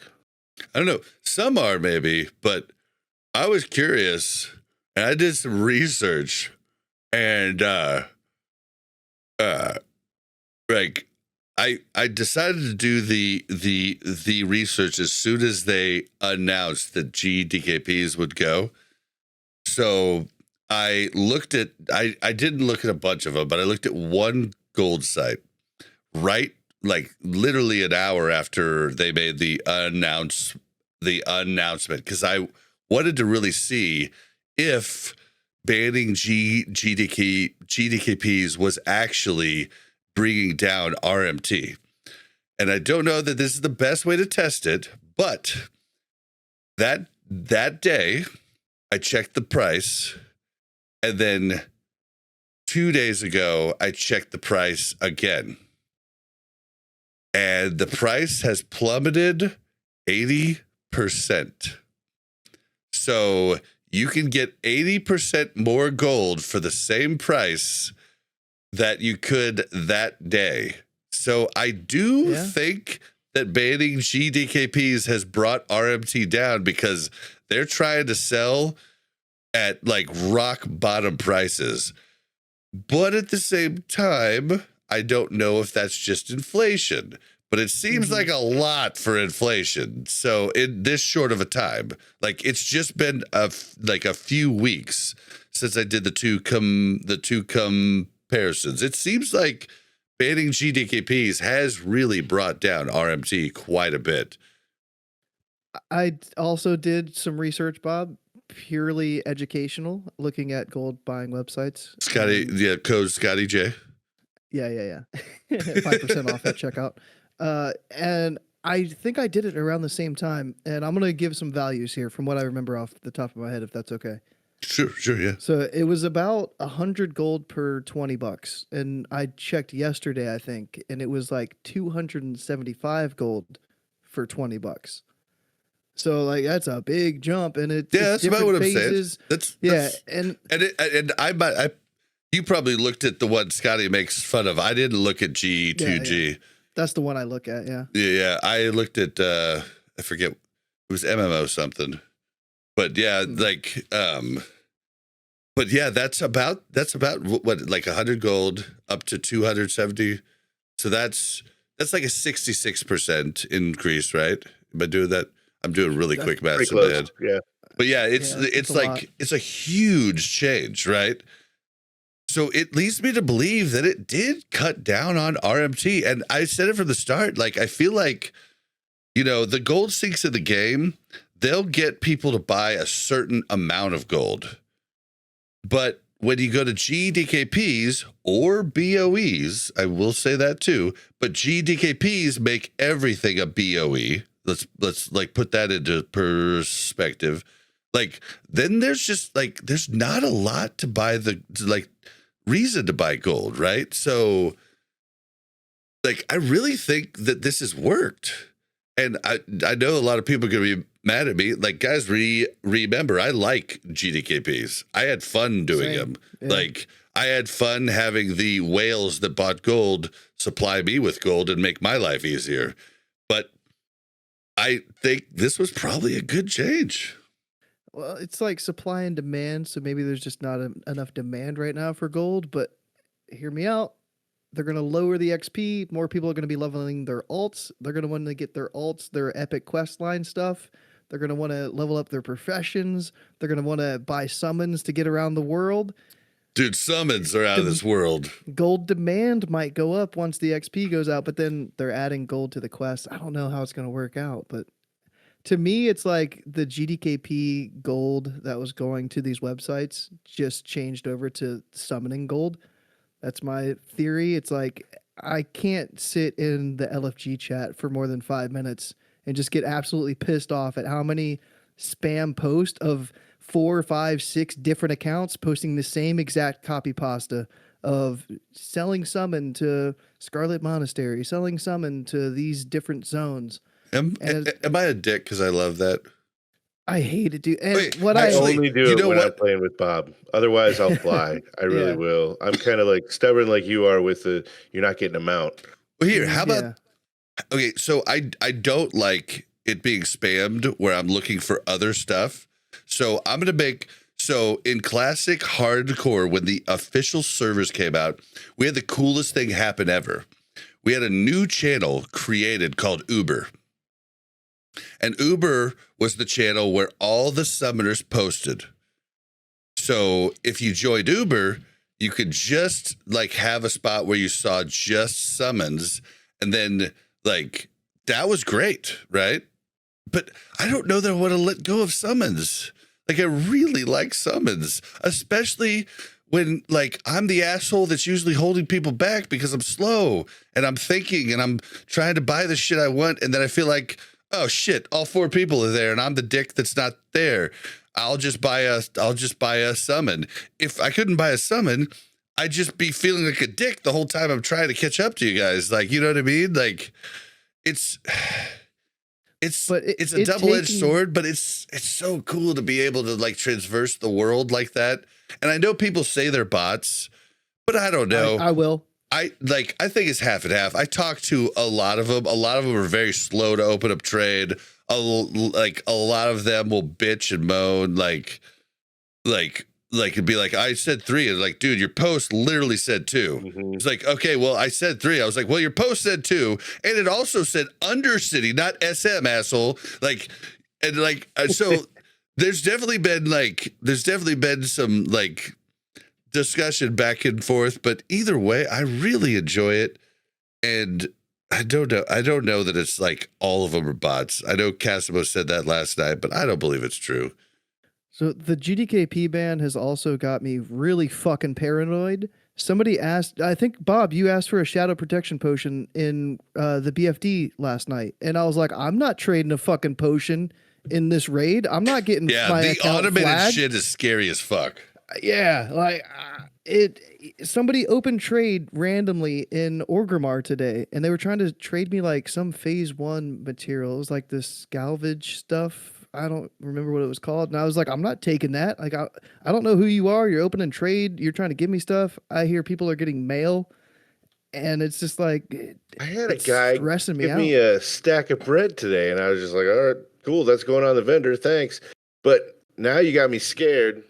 I'm going to try and log in after this, and You might you're not be able to gone for log 2 in. weeks. Yeah. Yeah. I know they're trying to be vague in the rules so that they can catch more people, but it's also really like making me not want to trade anything to anybody. Yeah. Like a couple hours before I raid, a couple hours after I raid, I'm not doing nothing. Like I don't want to get actioned. Yeah, and you don't even know. Somebody was, I can't remember who it was, but in our raid the other day, somebody was trying to give him 5 gold for. I mean, it was an even trade. It wasn't an exorbitant amount of gold, and he jokingly was like, hey, "Where do you get this gold from?" Like, and it was one of us it was somebody else, a normal person in our raid group, so very trustworthy. But nowadays, I mean, if you got it from somebody that got it from somebody that bought it. Everybody's. Yeah, and right now, maybe one person every other raid is asking for a consume, and you could trade it to them. And if you do trade it to them, it's probably in your best interest not to have any gold transaction there at all. So it's like some people could take advantage of that. They're like, oh yeah, these people are going to be scared to trade gold. So if I ask for this potion, it's a free potion. Hell yeah. But once it gets to 20 and 40 man raids, there's going to be a lot more people that forgot to bring their consumes. How is that going to affect how many people are getting flagged and actioned and getting a 2-week ban because, hey, I forgot my fire protection potion and molten core. Can you trade me one? Yeah, it's going to be 2 gold. It's like, it's really weird. And I don't know how I feel about it, but it's not a good feeling. That might cultivate the whole frame of mind that Bob was talking about earlier, where it can be so toxic, and instead of somebody taking a few minutes to really educate you on what's most important, they'll just kick you, and then it becomes not a fun game anymore, but more of a second job.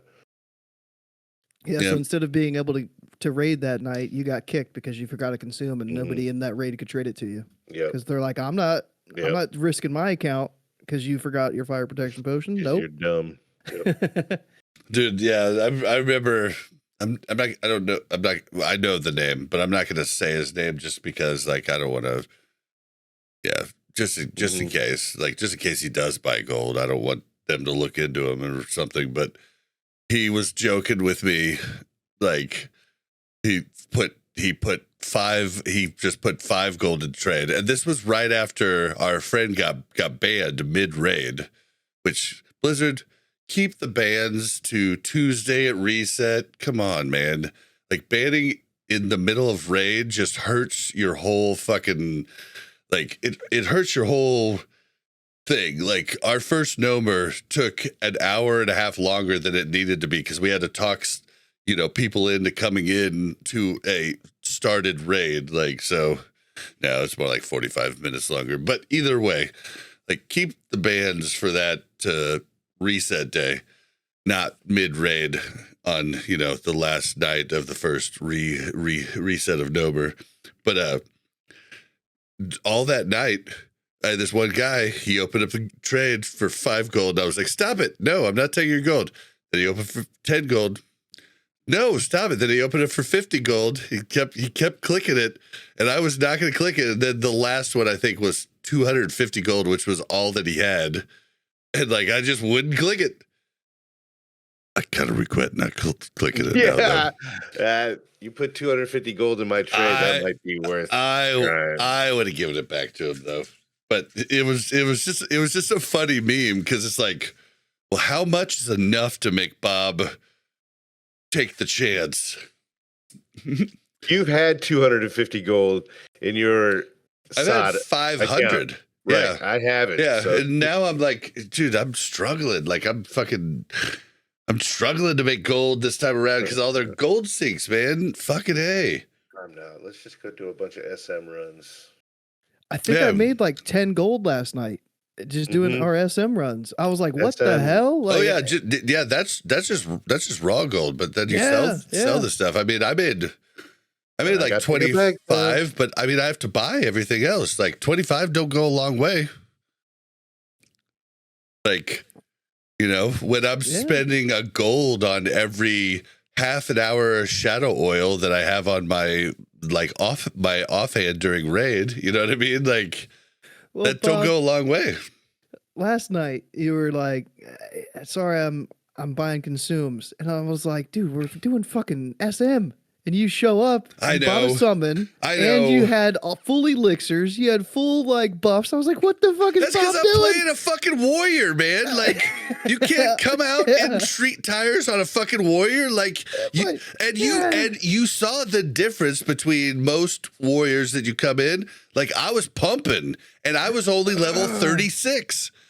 I looked at the overall damage, and I topped your overall damage, and I used no consumes. So Man, I shouldn't AFK. I'm going to look into that. But like, That'll be fixed before we go next. but you like I mean, I'm just like, that's, you know, another thing. I like to go AFK a lot, so I don't like I'm putting in that extra effort for the people that are hanging out with me, right? it's actually sick that you do that. Yeah. Yeah, That's where your gold's because going. It's Just saying. appreciated. yeah, if I was super attentive and like never left, then I would feel fine with not bringing any consumes. But I stream, I talk to stream, I'm fucking around half of the time.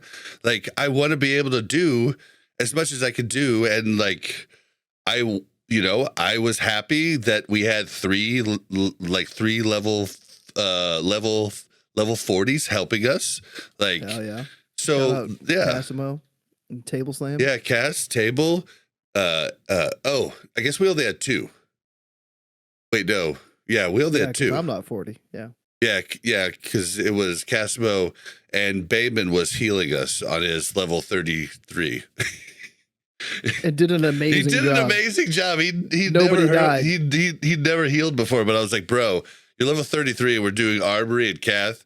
The only way I can see that this works is if you heal. And he was like, okay, you know, his butt cheeks were fucking just like, I mean, you know, his sphincter was tight as a fucking, like, I mean, that was the tightest knot you could ever see. But he did a great job.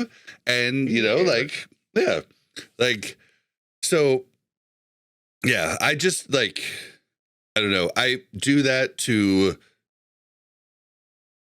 counteract, like, my attention deficit disorder and problems with that, right? So I just like giving you a hard time because it's sick that you do that, dude. But you're like food buff everything. Like, you don't let anything slide by. You're not going into a pool unless everything is there. And I was giving you a little bit of flack on that, like in your Nomer run. When I was watching your Nomer on Wednesday night, I was like, look at Bob, dude. Like, he's probably calling people out. There's 4 people that don't have food buff. I know they're not going into the pool Oh until yeah, they have food he's buff. got the screen up. If you're watching his live stream, Yeah, he's checking calling you yeah, out. He'll I be got like, method raid tools. Fucky, why don't you have your food? I'm like, dude. But Like, I'll see, trade you some food. Do you need food? I got it for you. Just What- open trade. What people don't get though is if you're going to use an Agipod, you're going to use a strength pod, you're going to use these pots that bring your DPS up. You might as well use the food buffs and the life buffs, because that way you have less chance of dying and losing the other buffs that are very important, yeah. right? Like, and that's the whole thing that people just don't get. And like, I don't use everything. Like, in fact, I probably would use everything if I would get a weak aura that would show me. But I always forget something. Like, I forgot fort pots on that Nomer you were like watching. I was like, damn it, forgot fort. That's like when Kat was listing off her list of consumables. She was reading that, right? I mean, she did not. That was a list that she has readily available in front of her face She at all probably times. No. She was She was probably logged in. Oh. Yeah. She was logged in and just looking at her consumes. Dude, Cat's a fucking badass. You didn't have to hover over it either to see the name of she's it. a fucking game. Cat's a bigger badass than any of us here. Like, Cat's a badass. Oh yeah, you were talking about some of her resume in game. Dude, like we were got a number bunch. 1. I was number 29 in the speed run. I'm like, geez, She's in the had, world. On Druid, she's had top 1 parses on Druid in hardcore, like, and pushing parses in hardcore is ballsy as fuck, dude, because you have to be very, like, to push a parse, you have to really push the line. Like, you have to fly close to the sun. And, like, doing that in hardcore, dude, her balls are the size of basketballs, man. And then she just logged out with the trophy character and just leaves it there. And that's her trophy. That's impressive. That's gangster. Gangster. She went from doing a 3-hour podcast with Scotty and I and Bob the other night right into that, like, rank 1 world speed run. Like, just calm, cool, collected the whole time, just chilling. She appeared that way. She might have been stressing, but yeah, I'm sure she is stressing, but that's what makes her, like, it's the same thing when anybody says somebody's fearless. There's no such thing unless they have a brain defect. What it is them just conquering fear, and that's what she is doing, and that's what makes it so cool. Like, if somebody has no fear, then they're an adolescent, which, because we all didn't have fear back then because we didn't know what could happen. But Cat knows what could happen in hardcore. She's had every bad thing happen to her in the book, but she was, like, just, I don't know, man. Yeah, she's impressive. Oh, but yeah, I don't know. I don't think the sod population is actually declining. I think it's a meme. I think it's a misrepresentation of data that people are making assumptions for. And either way, if it is declining, I'm still having the best time of my life in sod, and I am so happy because this podcast might have already ended. All right, this podcast, if sod hadn't come out, this podcast would definitely be bi-weekly. It would not be weekly. And it would be up in the air if it even continued after Cata. So I'm having the best time of my life. I don't know. What are you guys' closing thoughts? Wrath is dying. All right, let's all panic. Wrath is dead. The population is going down. That is a trend that we can look at and see and verify. Like, hey, Wrath is dying. We need Cata Beta. That's my shout out for Cata Beta. Can't come soon enough. I'm weirdly excited about Cata Beta. Like, just because I've slowly found a fondness of doing quests and leveling up, and I was never that way my entire life, like, until hardcore, and just it keeps building, and I'm really actually enjoying kind of seeing that stuff I never saw. Remind me, Bob, during the betas, did we get to do the raids too? Like the phase 1 of the expansion raids? Like, did we get to beta test Karazhan and stuff? We got to beta test Kara. Okay. We definitely did that. Did we get to beta test Nax? I don't remember. We did? We did. Okay. Yeah, we definitely did. All We right. did not get to beta test Molten Core, if I remember correctly. Because I plan on re-rolling Troll for Balanced Druid because I got the Troll Berserker buff. We did get to beta. No, we didn't get to beta test. We get to beta test Black Wing Lair in original, in Classic, right? In 2019 Classic. I don't know. I joined late. I joined after Molten Core had already been out. Yeah, see, I was slow to work up too, because I was traveling abroad. Like, when I was like, I remember leveling with Mel in the hotel room when we were in Stockholm, Sweden, and we were leveling in the hotel room. We were like level 53, and we were leveling in oh god, the one with the big canal in the middle, where you can fall off and die. There's I don't know. not burning steps, but the one above burning steps. Oh, you're talking about in game. I thought you were talking about like Stockholm or whatever.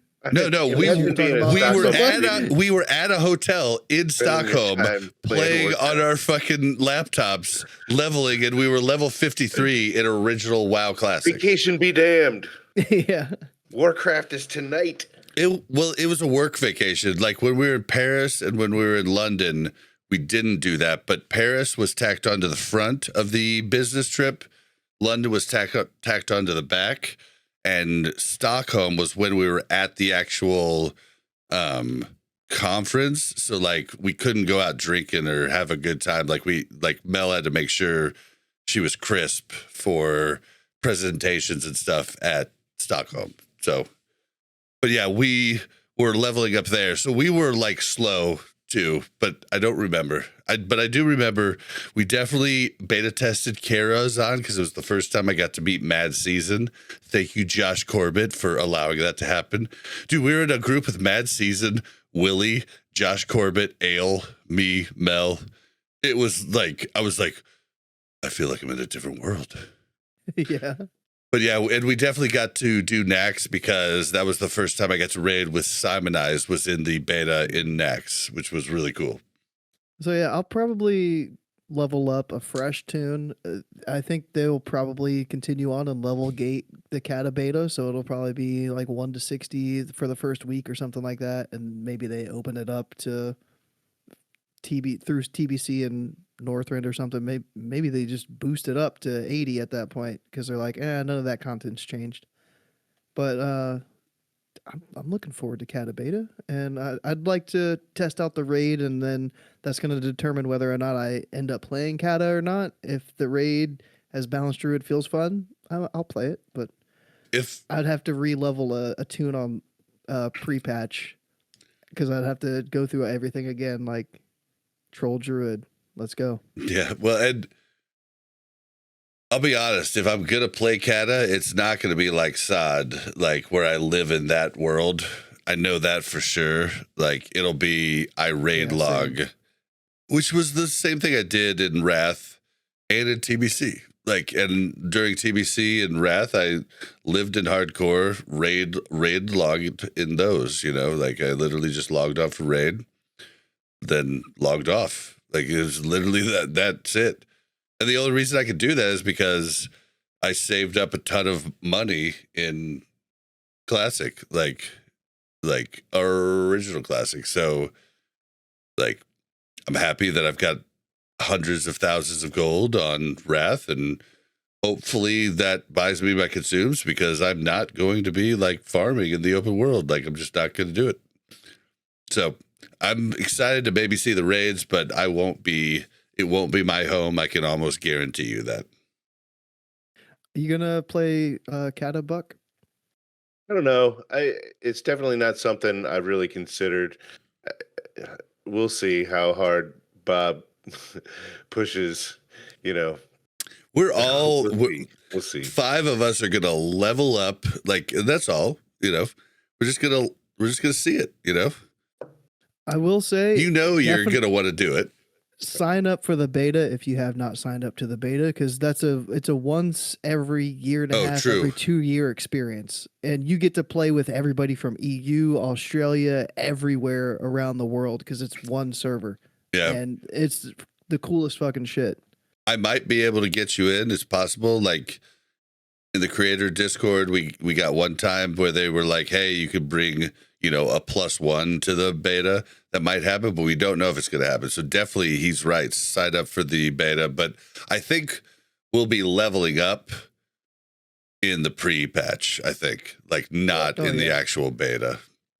Yeah. Like the beta will be when we're kind of testing the other stuff. We gotta test the leveling up because the world changes. And all the quest changes. Yeah, but we've got to test it. But we can do that in pre-patch, whereas like you're gonna want to test the new raids and stuff in beta, right? Well, we tested like the leveling up, so we would test the new zones from 80 to 85. That's for sure going to be part of the testing. But I would imagine we're going to also test 1 to 60 at least at a minimum. Oh, you think they're gonna force it? Yeah. Like they're going to say this is the Week only 1, thing you week can 2. do right here. Yeah, Okay. That's what's going to be available Maybe, for the first week or two. Is leveling from 1 to 60. Yeah. Well, then if we do that, then if it's a short test, I want to just do the goblin starting zone and the Worgen. Yeah, the Worgen starting zone. I They've did gotta the do goblin it. starting zone, and it was so cool. I wonder how cool the Worgen starting zone was. So I'm curious about that. I've signed up for the beta. Sick. Perfect. All right.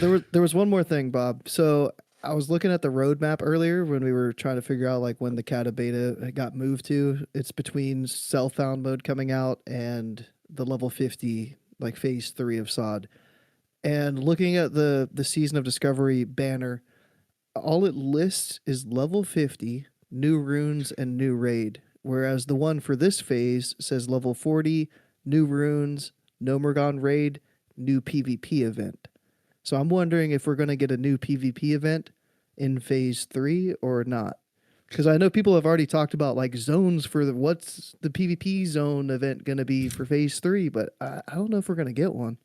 I feel like, and sue me if I'm wrong, but I feel like they hit it on the head. As long as the STV event runs, like you just give new rewards in the STV event, and I think you can just keep that.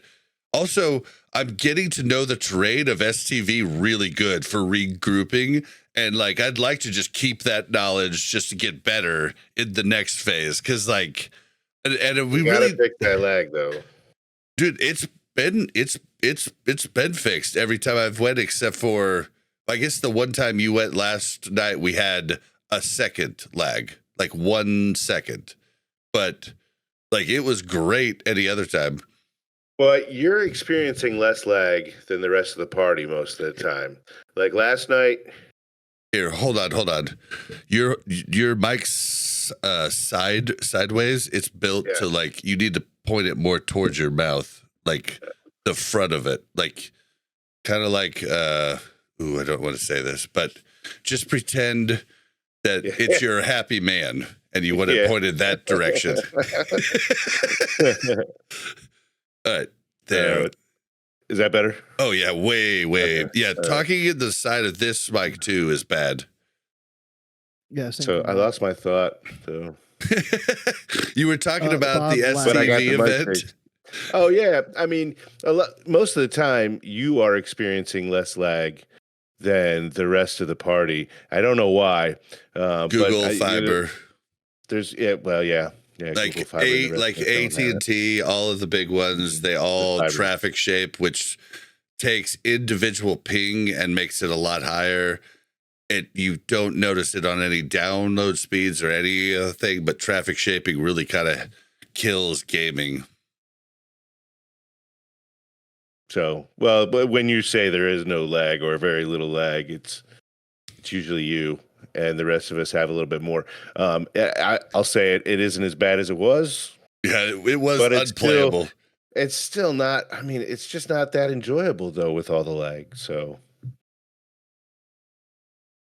Well, hopefully, like we'll see.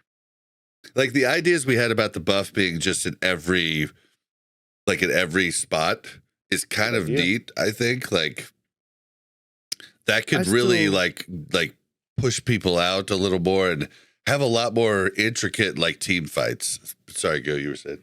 I just wish that they increased the amount of blood you got for killing mobs out in the world. I wouldn't mind that either. Only I'd love to see a pumper group. One blood per mob kill is so low, and then people are getting 10 plus, I think, if you're like killing with the blood god near the altar, and they're getting 2,500 plus like copper coins. Like that's crazy when I can struggle and hopefully not get ganked and maybe get 100 like copper coins solo.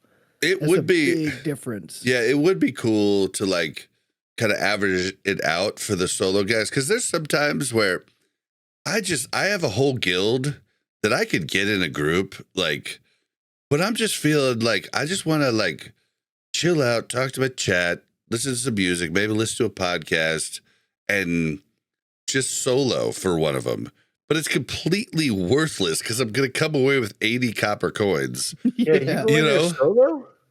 That's Yeah, crazy. I try, yeah. Yeah, it's just, sometimes I tried it too a bunch, like prior. Yeah, that would. I go to Booty Bay sometimes. I'm Yeah. gonna let you into a secret here. So you can go to Booty Bay and the guards won't attack you if you've got a certain rep with them. If you're like neutral with them and you attack people, they're gonna kill you. But if you've got some rep with You them, do the quest to get the rep. then or you grind mobs that give you rep, and then that's what I did. Like And the You can pirates, kill right? 'em.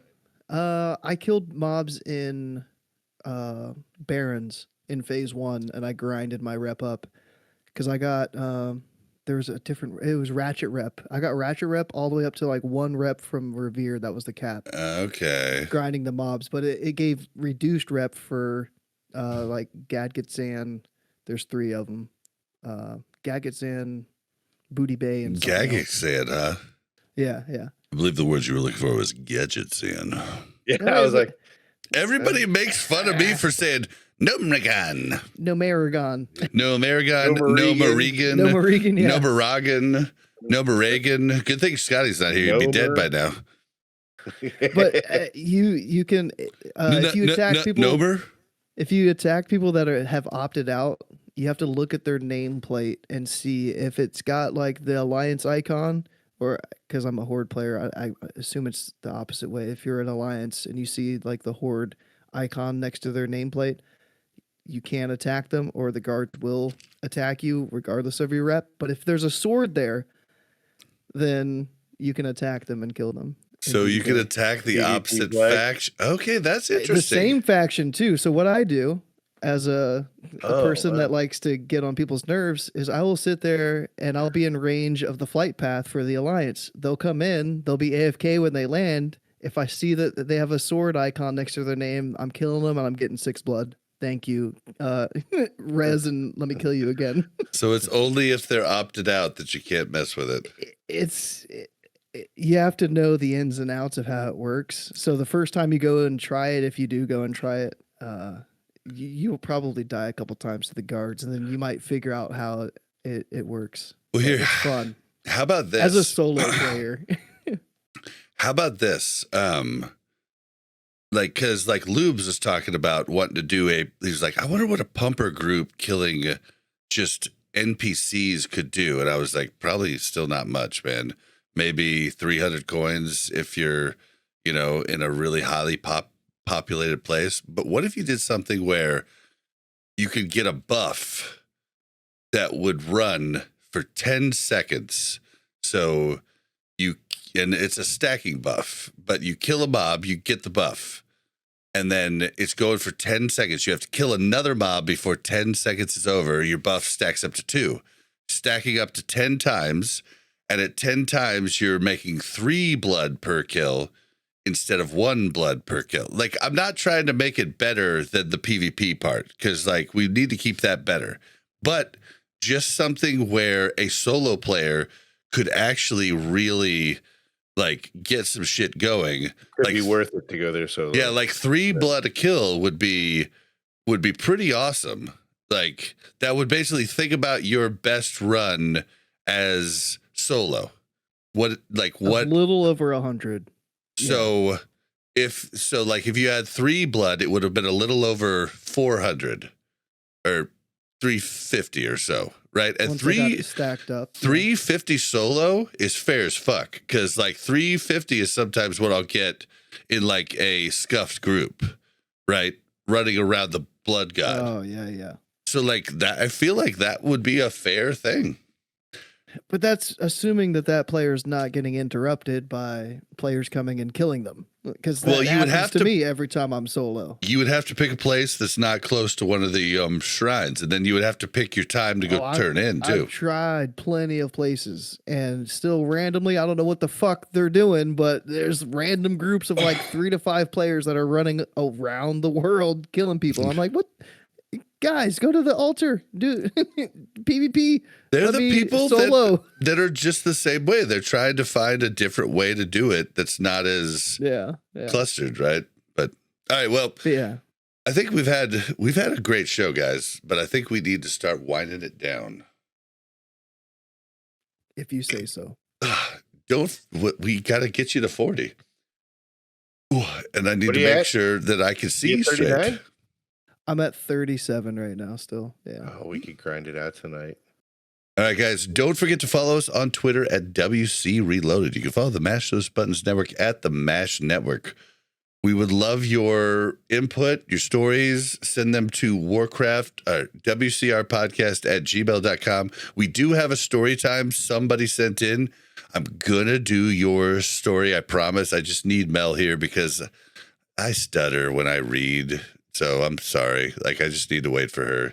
And I didn't want to ask my guests here to do it today. So, or maybe we'll get Josh Corbett to come on and do that great Aussie reading of it. That'd be great. If you'd like to join our Discord, please go to warcraftreloaded.com/Discord. If you'd like to help the podcast, you give us ratings and reviews on iTunes or Spotify. If you'd like to help us even more, you could join the Patreon, and that's at warcraftreloaded.com/Patreon. And basically everything, all of our links are at warcraftreloaded.com. You can see the show there. You can listen to it there. You can find all our links to Patreon, the new YouTube, everything. And of course, all the links will be in the description. Thank you guys so much for listening every week. And let's get out of here. Hey, thanks for having me on, man. I had a lot of fun. Hey, thanks for coming, Buck. Thanks for coming. Can I plug some stuff really quick, Bob? Fuck you, go. All No, right, dude, great to you're say- right. great to You're be right. here. You're right. I totally forgot. Oh my God, Buck, where can we find you? On your Twitch, on your live stream, What a plug. True. He, every night.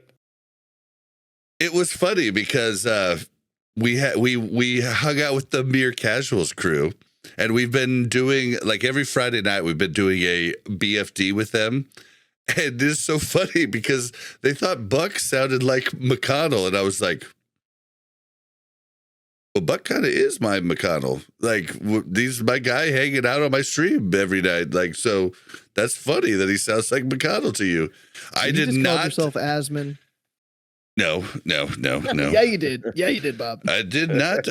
But I'm just saying, he's my best friend that hangs out with me on stream while we're playing every night. And he's the one reminding me to look at stream and answer comments.